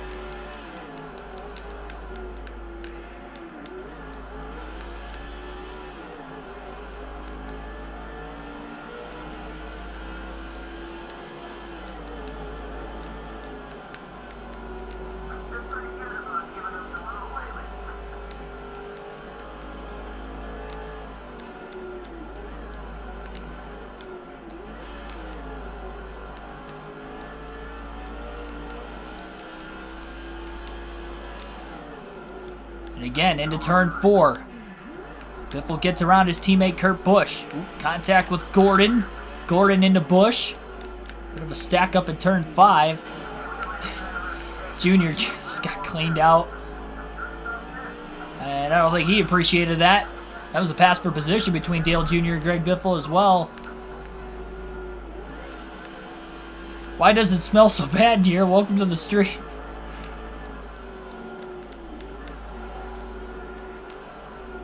Elliott Sadler is leading this race after that most recent caution as well. And I guess we've seen 5 cautions today, not 4, up to this point so far. Ooh, 199 about got turned. Casey Kane got into his right rear. We've seen 3 cautions in turn 6 already, and we almost saw a 4th. Stacking up Kane for Biffle to get around him on the outside. It's Mike Murphy in the 199 car, by the way.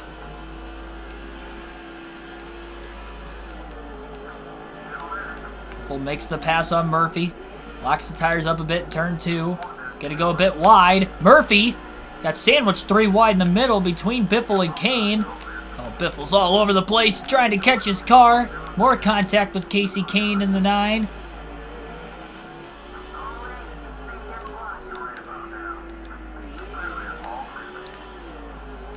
Biffle back to the top.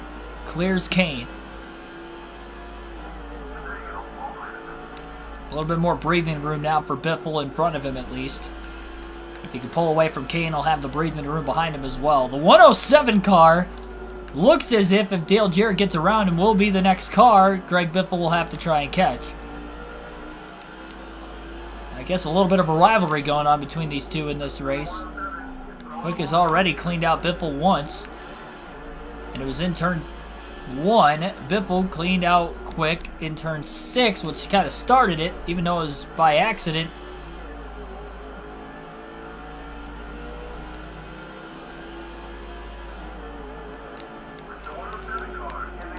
Through turn 1.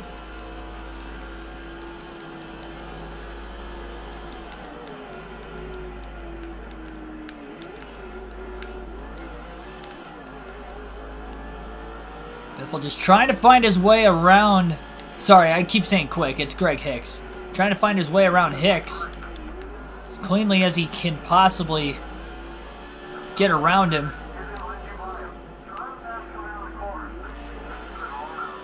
Biffle beats Hicks back to the gas. Hicks with a block.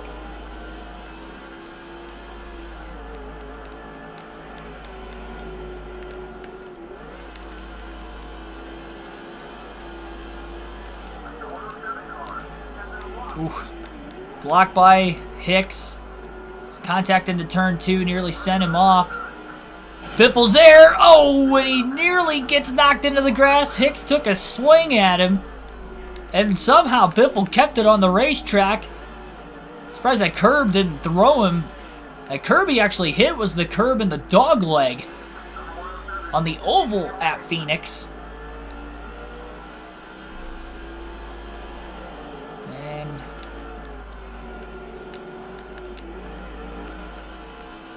And Biffle just trying to get through here without wrecking. And it looks like he's going to get sent wide into the wall from Greg Hicks. Into the sand pit. Biffle tried to get on the brakes. And all he could do was slide head on into the outside wall for caution number 6. And that Granger Ford is all sorts of torn up. Especially after that hit. I mean, Hicks just sent him. He tried to send him the lap before, but that time he actually sent him. And it's caution number 6. It's going to line Biffle right back up at the back of the pack again, as he has to repair damage because the right front's back in the red once again.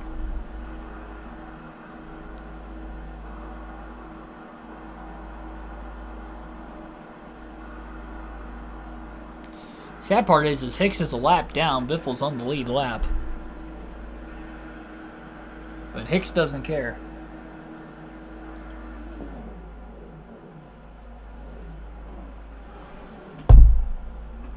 Trying to patch up the fenders on the 16. Nobody else decided to come in. That would be payback for me. Yeah, that is the second time Hicks has caused a yellow by basically dumping the 16 of Biffle after Biffle accidentally dumped him on a restart turn 6 when they bottlenecked up. Biffle again back to 27th. Oh, big stack up in turn 2. We haven't seen stack ups at that corner really on the restarts. It's mainly been turn 4. Bit of contact with the 147 car. Oh, huge crash! Biffle just clobbered Robbie Gordon in the 31. They had that checkup on the outside. And there's caution number 7 all of a sudden. Casey Mears gets a licking on the 31 of Gordon as well. And right back into the pit lane, Biffle's going to have to go. I think we have about 100 laps to go in this one yet. All these cautions starting to prolong this race all of a sudden.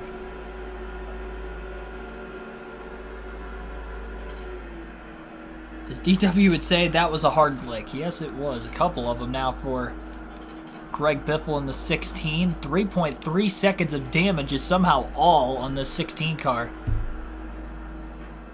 Race turned into survival at the end of the race. It's not even the end, though. That's the crazy... Like, It was such a calm start, and then we hit about lap 100, and it's just turned upside down at this point. We've had 7 cautions in about 60 laps. We went over 100 laps caution-free. And we still have about 100 laps to go.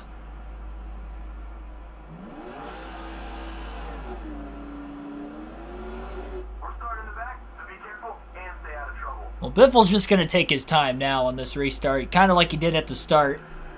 Try to get a long strung out green flag run again is what he's kind of hoping for. Green flag is back in the air at Phoenix. Looks like we have 31 cars on the lead lap, with Johnny Sauter getting the free pass that go around.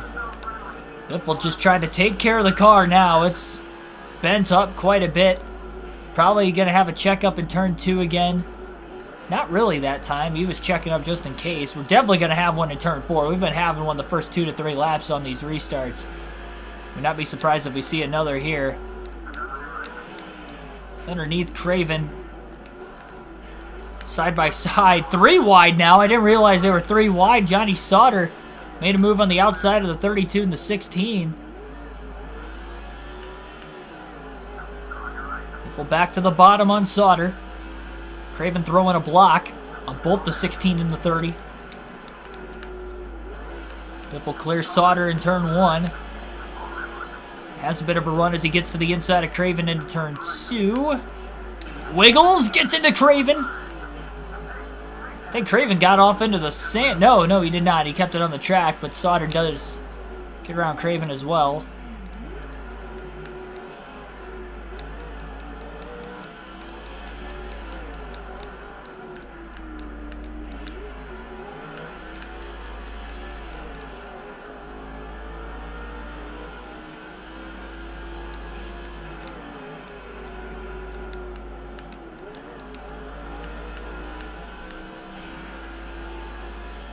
Craven nearly gets into the wall off the exit of turn 1. Almost got back into the gas a bit too soon.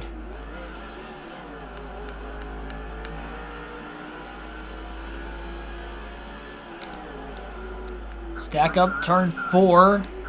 Biffle down low. Didn't get any positions out of that stack up. He's alright with that, though. He didn't make any contact with anybody either until he gets into the 145, turns him around. Oh, my goodness. That was a couple of hard licks there for the 16. He got stacked up again.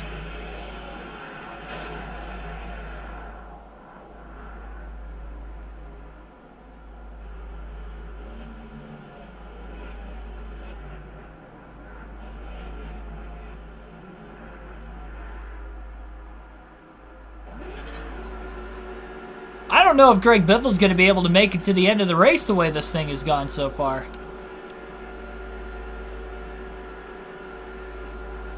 For caution number 8.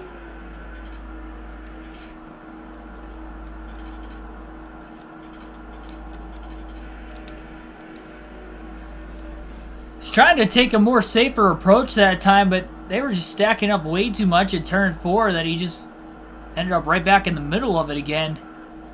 I think they're stacking up more now than what they were at the very start of the race because it's mostly single file instead of double file, oddly enough. Because everybody's running the same lines when you're single file 43 cars deep instead of, double file 22 deep. It's causing bigger checkups. I don't know how Biffle's ever going to get back through this field.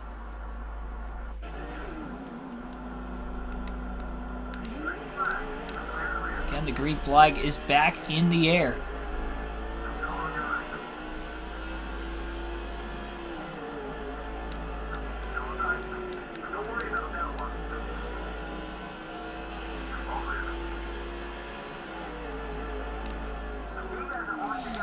Locking the brakes up. Look at Johnny Sauter flying through on the outside also. Oh, man, Sauter just cleaned out the 16 of Biffle. What was that? Oh, my gosh. I think he tried to throw a block, and Biffle was there.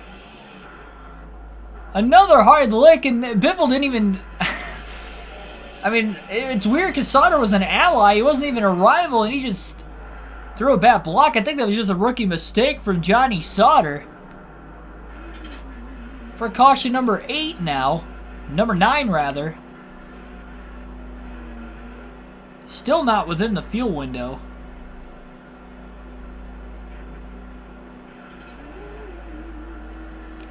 It was off the exit of turn 2. Kind of that short shoot between turns 2 and 3 where Sauter may have went a bit wide and was just trying to protect his position on Greg Biffle for 32nd nonetheless. And I mean, both cars took some hard licks in there. Biffle took a couple, but Sauter also did as well. And Biffle's car is already really, really torn up.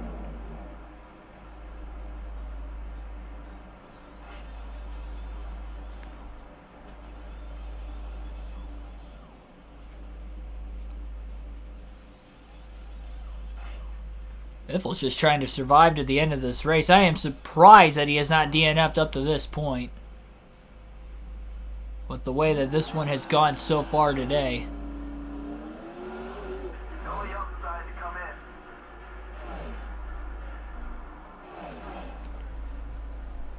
in. Problem is, it's leaving more and more cars on the lead lap with every caution. We keep getting drivers that get the free pass as well. Biffle spinning the tires on the restart to the outside of Jeff Gordon in the 24. Gordon overdrives turn 1 there just a bit. Expecting a stack up in turn 2. Nothing there. And of course the 107 of Hicks is right in front of Greg Biffle in the 60. Oh, stack up into the back of Kane, and Casey Kane's going to go around into Ricky Craven. They came to a stop even earlier than Biffle anticipated. It's almost like Casey Kane was expecting the brake checkups in front of him, so he tried to check up early and Biffle wasn't expecting it. And we caused another little jam session for caution number 10. Second most amount of cautions we've had in a single race this season. All of a sudden, only behind the Talladega road course where we had 36. I don't think we're going to get to that today, but we've had double digits now, and we'll check up on the restart too. Elliott Sadler might be in the best position of anybody right now with 91 laps to go. He's leading. All this is happening behind him. Oh, I didn't realize Hicks is all of a sudden behind Biffle.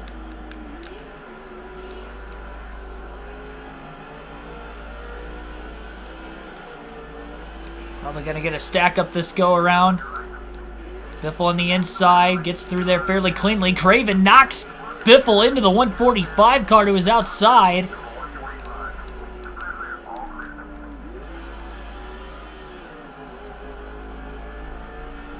Biffle into 28. Bobby Labonte to the lead, getting around Elliott Sadler on the restart.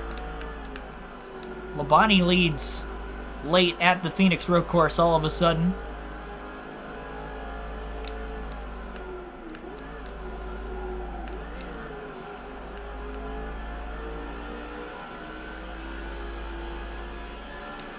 Be another checkup. Biffle on the inside. Locks the brakes up. Still gets into the 132 a bit, as well as the 143.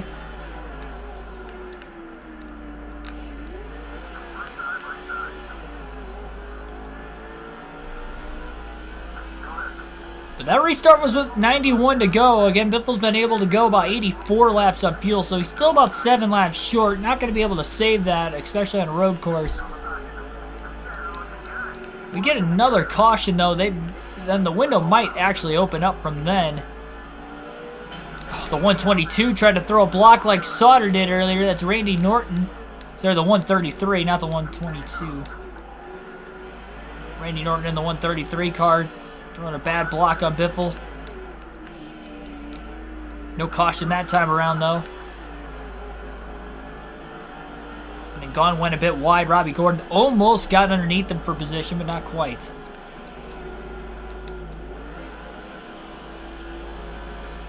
Biffle to the inside of Gordon. Into turn 2. Biffle slides the tires, a little light tap on the 31. Oh my goodness, Gordon! Hard into the wall goes Biffle. He turned him. I mean, Biffle held his line, and Robbie Gordon just cut across his right rear corner panel, and that was an awkward angle hit into the wall for Biffle with the right front fender.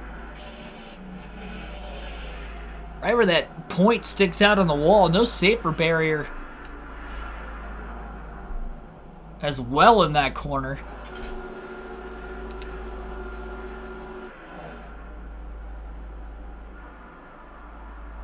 And now Labonte will have to be the leader for another restart as everybody stays out. I don't think we were quite within the window.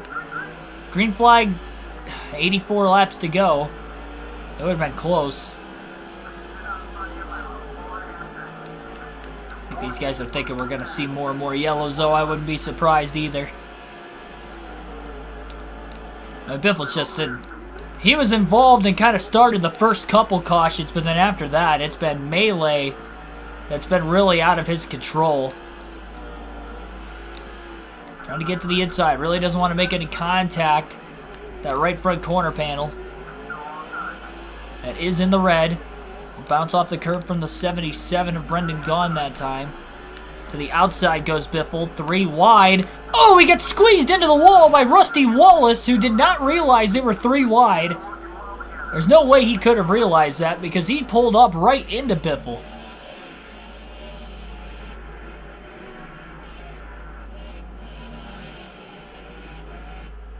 I mean, Biffle got squeezed by the pole sitter, Rusty Wallace, and Wallace backed it hard into the inside retaining wall on the bottom. Ethan, welcome to the stream. T. Scott, welcome to the stream. Petition for EA Sports to start making NASCAR video games again. I guess. I think everybody's going to be pitting this time. Nope, nobody will. I'm not going to pit for fuel or tires. I don't want an unfair advantage here because I know Biffle can make it to the end. I don't want to win the race that way. Well, that's assuming we would stay green, which at this pace doesn't look like it, but I don't want to take an unfair advantage. But Biffle definitely has to repair some damage. It's just been put in these uncomfortable situations, and being in the middle and the back of the pack obviously is not helping.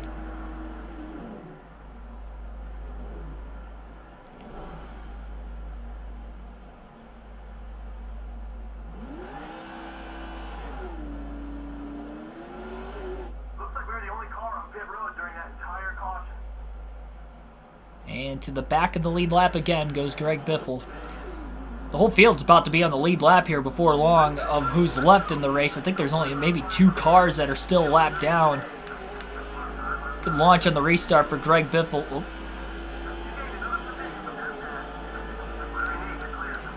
Somehow Kurt Busch has cycled all the way to the back. He was in 3rd place at one point earlier on in the race.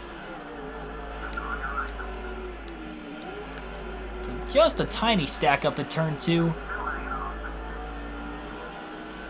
Ricky nearly making contact with Biffle. Very lucky that those guys made it through without any contact. Look at Biffle launching on the bottom and then launching off the curb into Ricky Craven. Craven bounces off the curb now into the side of the 133.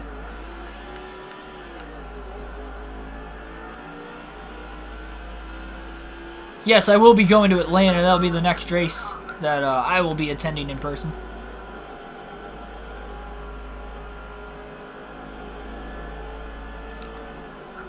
Bit of a stack up into turn 2. Biffle slides the tires, and I don't know how he didn't make contact with Casey Kane, but he didn't. Kane runs into the side of Biffle. Biffle's off into the grass. Eases his way back onto the actual racing surface, and I think he's all right. Those guys are starting to go wide off the exit of turn 2 for some reason, and when they're going wide, they're just kind of merging back onto the actual racetrack and the racing groove without any cause for concern, and it's causing some accidents.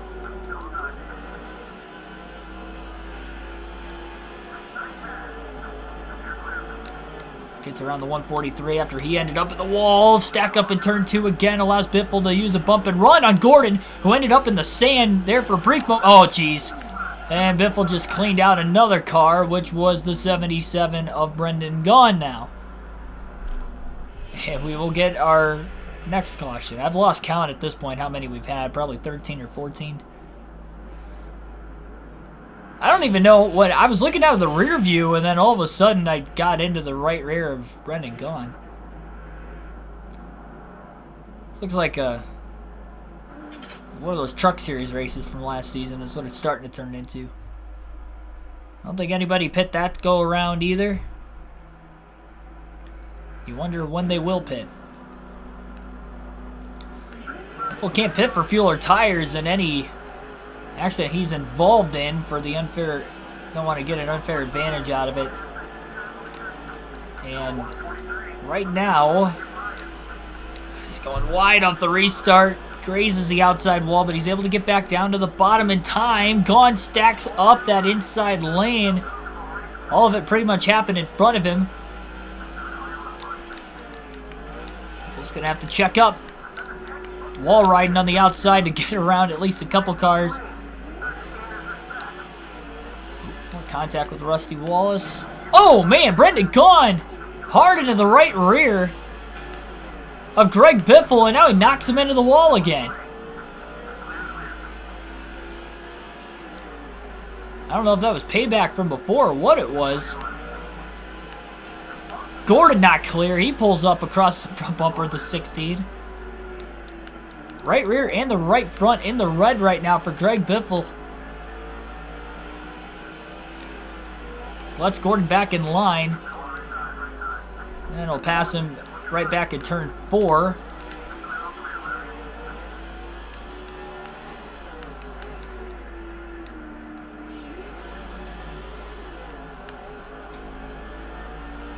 Lap 200, Elliott Sadler back to the lead. Saw Dale Jarrett lead briefly on that last restart as well. So both the Robert Yates Fords up towards the front, but the points leader Greg Biffle having major issues. Trying to attack on Robbie Gordon for position.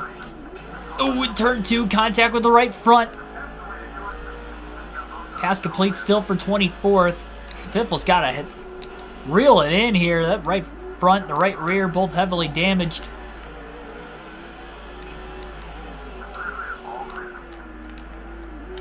One car went way wide, stacking up the inside lane. That's another gigantic checkup.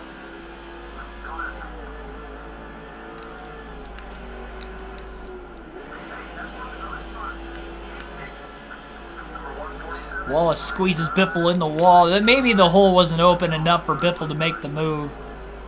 Could have been possible, I guess. Oh, Rusty cuts across on Biffle. Contact everywhere. Now the left front's in the red. Second time, Wallace didn't realize Biffle was still there. And now they're 3 wide behind into turn 4. Wallace gets into Gordon, and 1 car in the wall. Caution behind. I don't know who that was that got squeezed into the wall, but Jeff Gordon and Rusty Wallace were inside of the 3rd car. Giant bounce off the curb. And across the racetrack he went, bringing out another caution. And then backing it in front of the field, it looked like it was a 174. He got turned off of Casey Kane's front bumper. He backed it in front of, looks like Ricky Rudd, and then the 133 as well. I think Hicks also got a piece of the accident.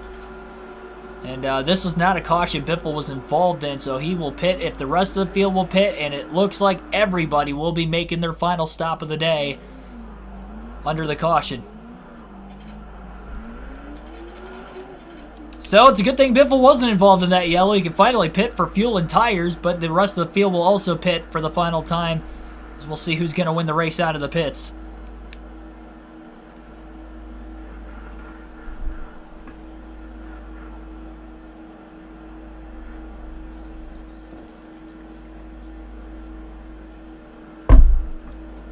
Shake up the running order at the front of the field as well.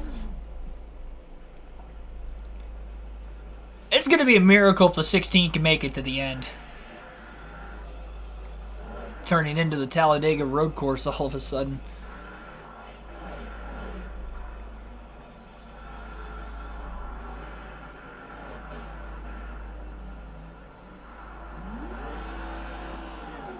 Mr. Clean Crew trying to repair as much damage as they could. There were 3 fenders that were in the red. And it sounds like some cars stayed out of the pit, so not even everybody hit pit road that time. Maybe the lap car stayed out to get the wave around or something, I'm not sure. I thought everybody pit. Seemed as if everybody in front of Biffle at least pit. Green flag back in the air as Biffle did not take off well in the restart. Ryan Vickers gets to the outside but cannot clear Biffle. At least everybody has fresh tires now. 66 to go. The rest of this race, Seth Taylor stacked up. Oh, Biffle gets turned by Brian Vickers. Off the exit of turn 2. My goodness. They stacked up on the entry to turn 2, and then Vickers might have gassed it up a bit too soon, and another rookie causing another accident today. Kind of like with Johnny Sauter off the exit of turn 2 earlier. That one turned Biffle as well, and Biffle hasn't been in the center of it all, but he's been in the center of a lot of it. Man. He's going to stay out again. He's trying to keep the track position as much as he can. There's no way the cautions are going to be done anyway. He just doesn't want to keep putting himself at the back of the field. He's just hoping that eventually everybody can get through this. Green flag again back in the air. It's Sterling Marlin who leads the field to the green to this restart. With 61 laps to go. Biffle stays in front of Vickers. Side by side. He's going to expect that stack up into turn 4. We'll go to the bottom. Slight bit of contact. I don't think Taylor realized they were 3 wide. I think runs into the left rear of Biffle as well.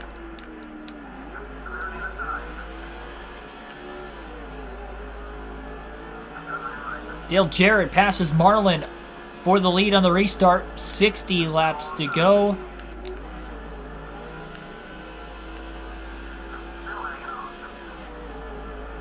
These new tracks to this Cup Series schedule with this custom schedule season. We mentioned that they were... Oh, Biffle's out the grass. Back onto the track. Barely clear of Jeff Gordon. Back to the bottom as well as trying to make some more passes. We mentioned that they were going to be wildcard races, and I think Talladega road course and now this one here at Phoenix has also proved it. The 174 cuts all the way across the track on Gordon. I think he tried to get down to the bottom, and he wasn't quite there in time. Doug Ferguson, by the way, in that 147 car.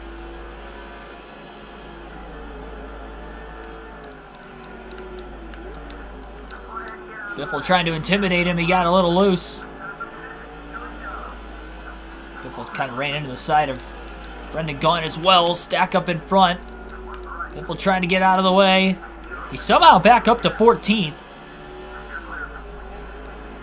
One way or another. We still have a lot more road courses left on this season. This is only the 3rd one of the year. About half the schedule's full of them.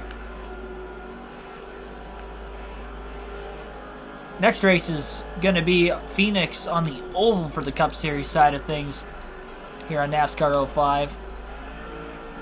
It's a little Phoenix doubleheader, kind of like we had with Talladega. Doubleheader there, running the road course and then the oval. He moves into turn 4. Michael Waltrip throwing a bad block on Biffle, and Biffle's spots that he gained in turn 4 on both Dale Jr. and Jeff Green were immediately lost. Waltrip just knocked Biffle out into the grass.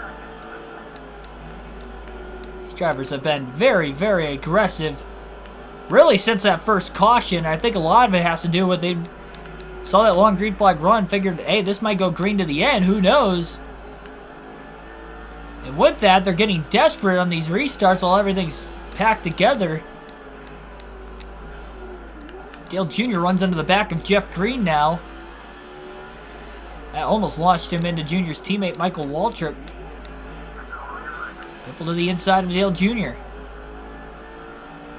Jr. led a lot of laps early, but he has been put back in traffic with all these restarts. Biffle overdrives turn 1. Somehow kept it off the 8 car. I'm not sure how, but he did. And that time he didn't. Oh, Waltrip got loose, clipped the grass. A little contact up in front, causing some checkups now.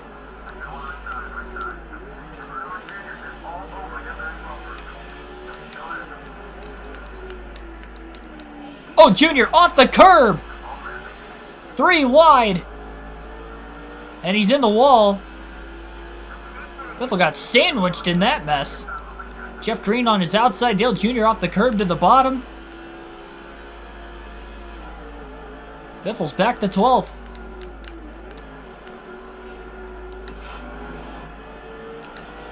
McMurray out in the grass. Biffle has a gigantic run on Waltrip. Knocked him out of the way. Drove him pretty deep off into turn 4.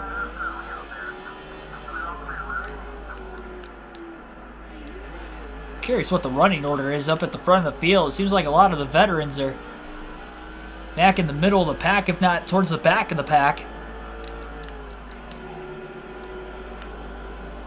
See Ward Burton, Jamie McMurray in the top 10.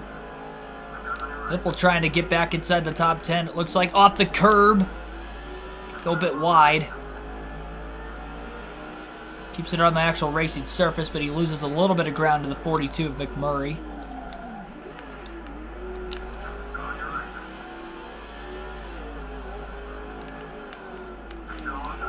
Biffle squeezes right in between both McMurray and Burton, and he's up to 9th all of a sudden. Through all the carnage, don't count Greg Biffle out of the race yet. And the fact he is not only still in this thing, but he's back in the top 10. It's just amazing. Unfortunately, he's going to go off into the sand and run a bit wide in turn 2. And a couple spots he gained the last lap on McMurray and Burton were lost. So now he's back to 11th. Still impressive, though. Probably the longest green flag run we've had in quite some time. Even though it's only been about 4 or 5 laps. Hopefully the more the field starts to space out, we can actually get another long green flag run in here.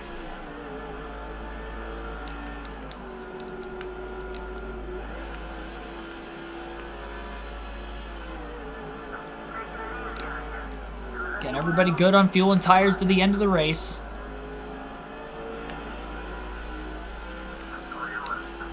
Biffle, oh, he got loose in turn 3. Used up McMurray. McMurray, oh, he goes in hot.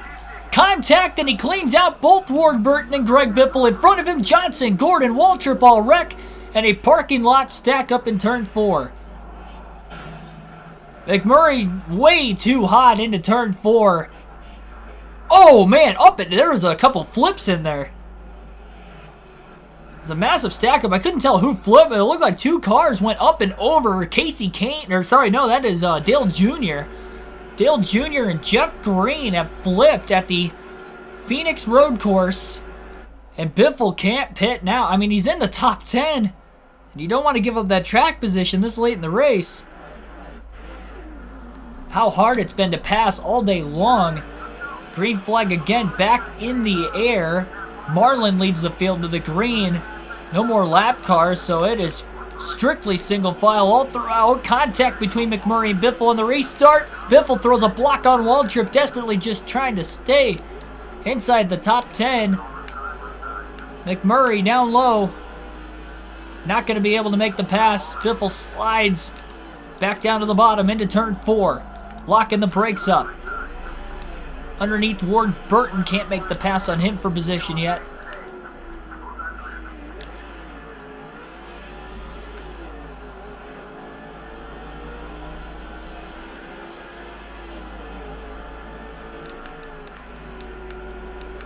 .47 laps to go at the Phoenix Road Course.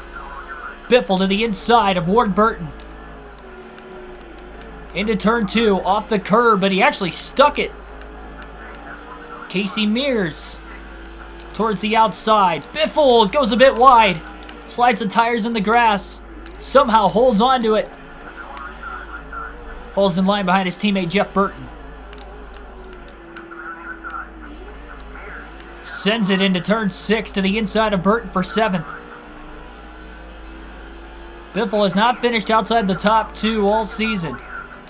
And he's barely ran inside the top 2 today. He led about 14 or 15 laps. That's it. And it was in the middle of green flag pit stops. It's the only reason he's even led today. Oh, Labonte off into the grass. It's going to allow Newman to get underneath him into turn 4. Biffle coming in hot. Almost got into the back of the 18. Labonte lost that spot to Ryan Newman. Newman going after Elliott Sadler for position. A bump to the back of the 18 of Labonte opens up the door for Greg Biffle to the inside with 45 to go, going for 6th.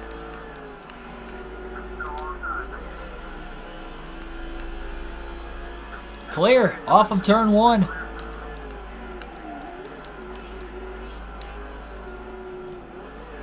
Oh, Labonte into the left rear of Biffle. Got back in the gas a little too soon. Biffle and Labonte both hang on. Look at Newman charging towards the front. Getting around Elliott Sadler cleanly in turn 4 as well, and that was for 4th place, I believe. Sadler may lose another spot. Biffle looking to the outside. Sadler almost threw a block, but at least he was aware of his surroundings as Greg Biffle didn't get squeezed into the wall that time. Great crossover by the Biff. A little undercut there. Caution is out back in the pack. Right as Biffle got around Sadler, I believe he got the spot before the caution. And it's for Rusty Wallace. Wallace has creamed the, looks like the tire barrier at the front of the pit road entrance. Wallace slides into it somehow. I'm not sure exactly how, but he did. And that is going to bring out another caution, and another restart will come. And Biffle was scored ahead of Sadler at the timing of that caution, so Biffle is now back inside the top 5. He is running in 5th as they head to the restart. Green flag back in the air. 40 laps to go at Phoenix. Biffle trying to guard the bottom on the restart. Sadler overdrives it, but so does Biffle. Should allow maybe a bit of a stack up behind those guys as they'll hang on to their own positions. Look at Jared. He gets around Tony Stewart for 2nd. Oh, Labonte nearly cleans out Greg Biffle in the 16. Sadler gets through. Biffle into Sadler a bit there. Into turn 4 on the outside. Sadler hard into the corner. He goes in a bit wide. And Biffle's going to lose some positions out of it. And he's stuck on the outside all of a sudden now. Back to about 9th place as he'll hold on to his position there. Sadler ran the 16 car wide in turn 4. And Biffle lost about 4 spots on that restart. 39 to go. He's got time to get them all back still.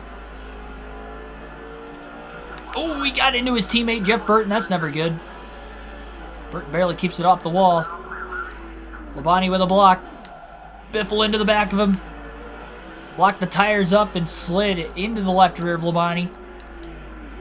There's been contact all over the place in this one. Bump and run to the 18.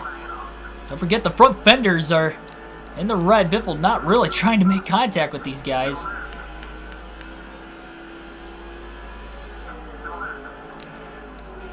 Labonte trying to squeeze Biffle. Oh, he squeezed him too much. Biffle slid a bit, but I think Labonte made the contact before that. Now he throws a block on the Biff. Oh, and they made contact.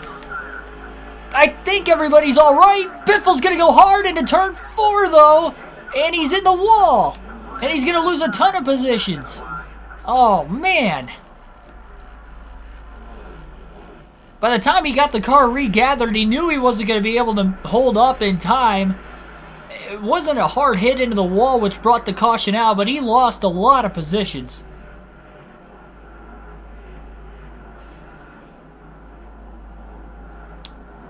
Right as he was made his way up to 5th, just a bad restart.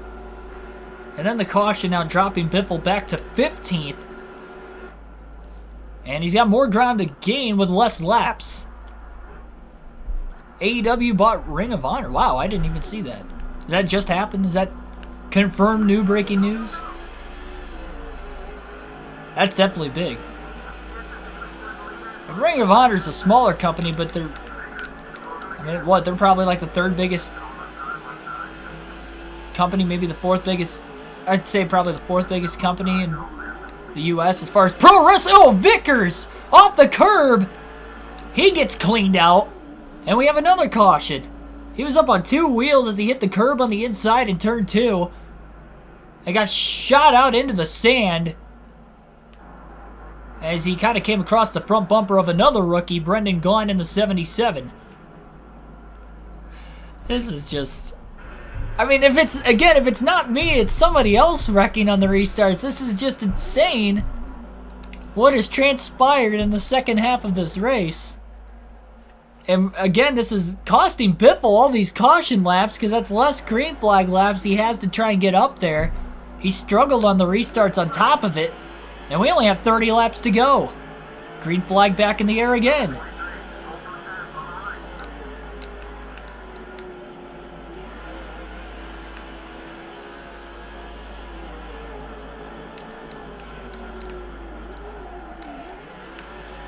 Great corner in turn 2 for Biffle. Gets alongside Dale Jr. Barely kept it on the track. Coming in a bit hot. Keeps it off of Jeff Gordon. Had to undercut the corner a bit. That cost him some time trying to work his way back up onto the racetrack. Side by side with Jimmy Johnson clear. Now he's underneath Waltrip. Trying to stay there into turn 1 as he goes for 12th. That was probably the cleanest restart I think we've had yet today. Biffle's still staying along Waltrip. Waltrip thought about throwing a block. Biffle gonna let him in line in turn 2, but in doing so, Johnson gets sandwiched between both Biffle and Dale Jr. now. Biffle gonna charge hard into turn 4. He gets into Gordon. More heavy damage to the 16. I don't know how nobody lost complete control there, bringing out another caution. 3 wide. There's a car on the outside all of a sudden of both Waltrip and Biffle. That was Jimmy Johnson. Just 28 to go. Biffle side drafts Gordon. Didn't make any contact. Well, that time he made contact with him in turn 2. And that opens the door for Waltrip to also get to the inside of Gordon. Oh, Biffle hard into McMurray. That actually launched McMurray right by the 99 of Jeff Burton. Biffle into his teammate Burton, which clips the 42 of McMurray. 27 to go. Hate to see even teammates getting together. Like Burton and Biffle there. Biffle to 9th. Looks like he'll clear Burton before they get into turn 2. Biffle slides. He's going to go wide. Yeah, he lost a little traction after getting out in the grass there. To regather the car. Jeff Gordon just barrels it into turn 4, knocking Biffle out of the way.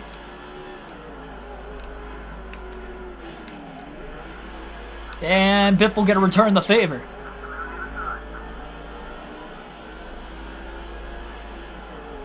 Tony Stewart has just taken his first lead in the race. He didn't have a good second to last restart, but that one obviously much better for him, and now he's in the lead. Murray going wide. Burton and Biffle, the Roush cars behind him, closing in. Burton sends it on McMurray. Biffle trying to follow Jeff Burton, but he couldn't do it. I think all the damage is starting to catch up to Biffle as he doesn't have as much speed. And he adds more damage there with Jamie McMurray now. All of a sudden a rifle as Biffle got into the back of McMurray, and this is going to make the pass of McMurray even harder for Biffle now.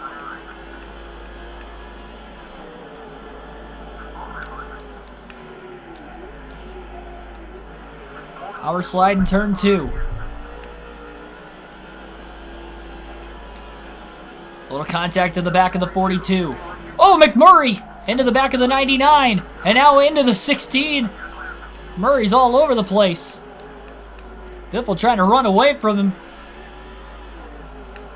Biffle to the outside of his teammate Burton. Nearly put him in the wall. Biffle trying an undercut. Beats Burton back to the gas. He's on the inside of his teammate into turn 2. Jeff not giving Biffle a lot of room. More contact.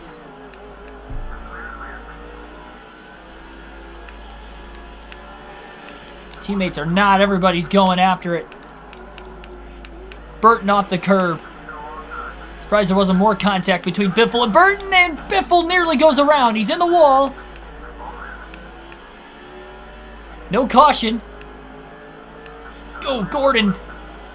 A late block on Biffle that time as well. Biffle back to 11th. And again, Biffle finds himself behind McMurray. Gordon into turn 2. Still trying to get around the 42. I believe he's going to be looking low. Not as low as Biffle. And that's it. Biffle is under flames. Another caution, and this one has knocked Greg Biffle out of the race. With less than 30 to go. He's trying to get all he could. He got beaten around a lot in that one, but he also did some punishment himself as well. On himself, self-inflicted. And Jamie McMurray going to be a rival, looks like, going forward along with Greg Hicks for Greg Biffle in the 16, but that's the first DNF for Greg Biffle this season. After finishing the top 2 each of the first 6 races, race 7, he will finish in the 38th position. 23 laps shy of making it to the finish. Scott Wimmer, the rookie, will go on to win, leading the final lap of the race. Looks like we had 20 cautions for 62 caution laps. But Wimmer is going to get the win. Ryan Newman finishes in 2nd, Dale Jr. 3rd, Sterling Marlin 4th. Kurt Busch rounds out the top 5. Jeff Gordon in 6th, Michael Waltrip 7th, Dale Jarrett 8th. Dave Dunn 9th, and then Greg Hicks rounds out the top 10. And I believe Dale Jr. led the most laps today. It looks like that was the case. I have to look to see who all DNF'd. Greg Biffle had 15 laps today. He was the first car that finished, or sorry, the first driver that DNF'd as far as the finishing order goes. Matt Kenseth blew an engine early in the race, and then I think all these other cautions were due to, or all these other drivers dropping out were due to cautions, like Ricky Rudd, Mark Martin. We saw Rusty Walls crash out at lap 225. He led 43 laps after qualifying on the pole. Ricky Craven, Greg Biffle also caught up in accidents. So it looks like we had 6 drivers that failed to finish this one today, but that's unbelievable though. Scott Wimmer, the rookie, is going to get the win. He is the 3rd different winner this season. Destroyed my 5 cautions predictions. Yeah, we didn't have one there for a while, and then we just... That was a crapshoot to the end of the race. We're going to check out those point standings. I think Biffle's still going to be the points leader. He had a 183-point lead coming in.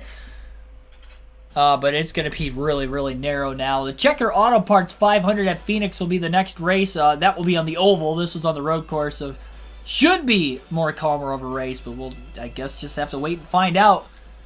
And that's the way, I mean, Talladega road course was like that, even though I wasn't really involved in any of the cautions there. That Phoenix road course, even though I was involved in probably half of the yellows, if not more than half of those 20 cautions. Whether it was my fault or somebody else's fault. It was a combination of the two for sure. And we did not survive that one. Talladega, we did survive. But I was only involved in 2 of the yellows at Talladega. On the road course, at least.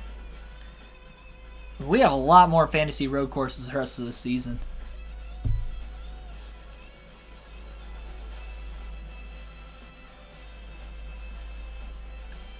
Check the point standings before we get out of here. Tony Khan made the announcement on AEW Live on TBS. Yeah, that is definitely some breaking news, to say the least. Greg Biffle has a 62-point lead over Dale Jr. still.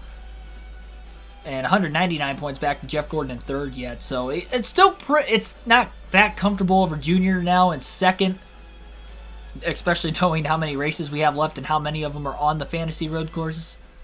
So tight between the top 2, but he's got over a 1-race lead over 3rd place Jeff Gordon still. So despite the DNF dropping that average finish down quite a bit, at least he was able to salvage something today. But a 38th place finish, obviously not great. And we'll see how it goes from here. Like, share, and subscribe for more daily NASCAR content. I will see you guys in the next live stream. Tomorrow night on the channel, let me check just to see what race that will be. Can't remember if it's that Phoenix race or... No, it is NASCAR 21 Ignition tomorrow night. So NASCAR 21 Ignition final season tomorrow night at Talladega for the Geico 500. Race number 10 of that season. And that will start at 6 p.m. Eastern Standard Time tomorrow. So that will be our live stream with the realistic commentary. So can't wait to see you guys then. Like, share, and subscribe for more daily NASCAR content. I'll see you guys tomorrow at 6. Thanks for watching. Have a good rest of your night, everybody.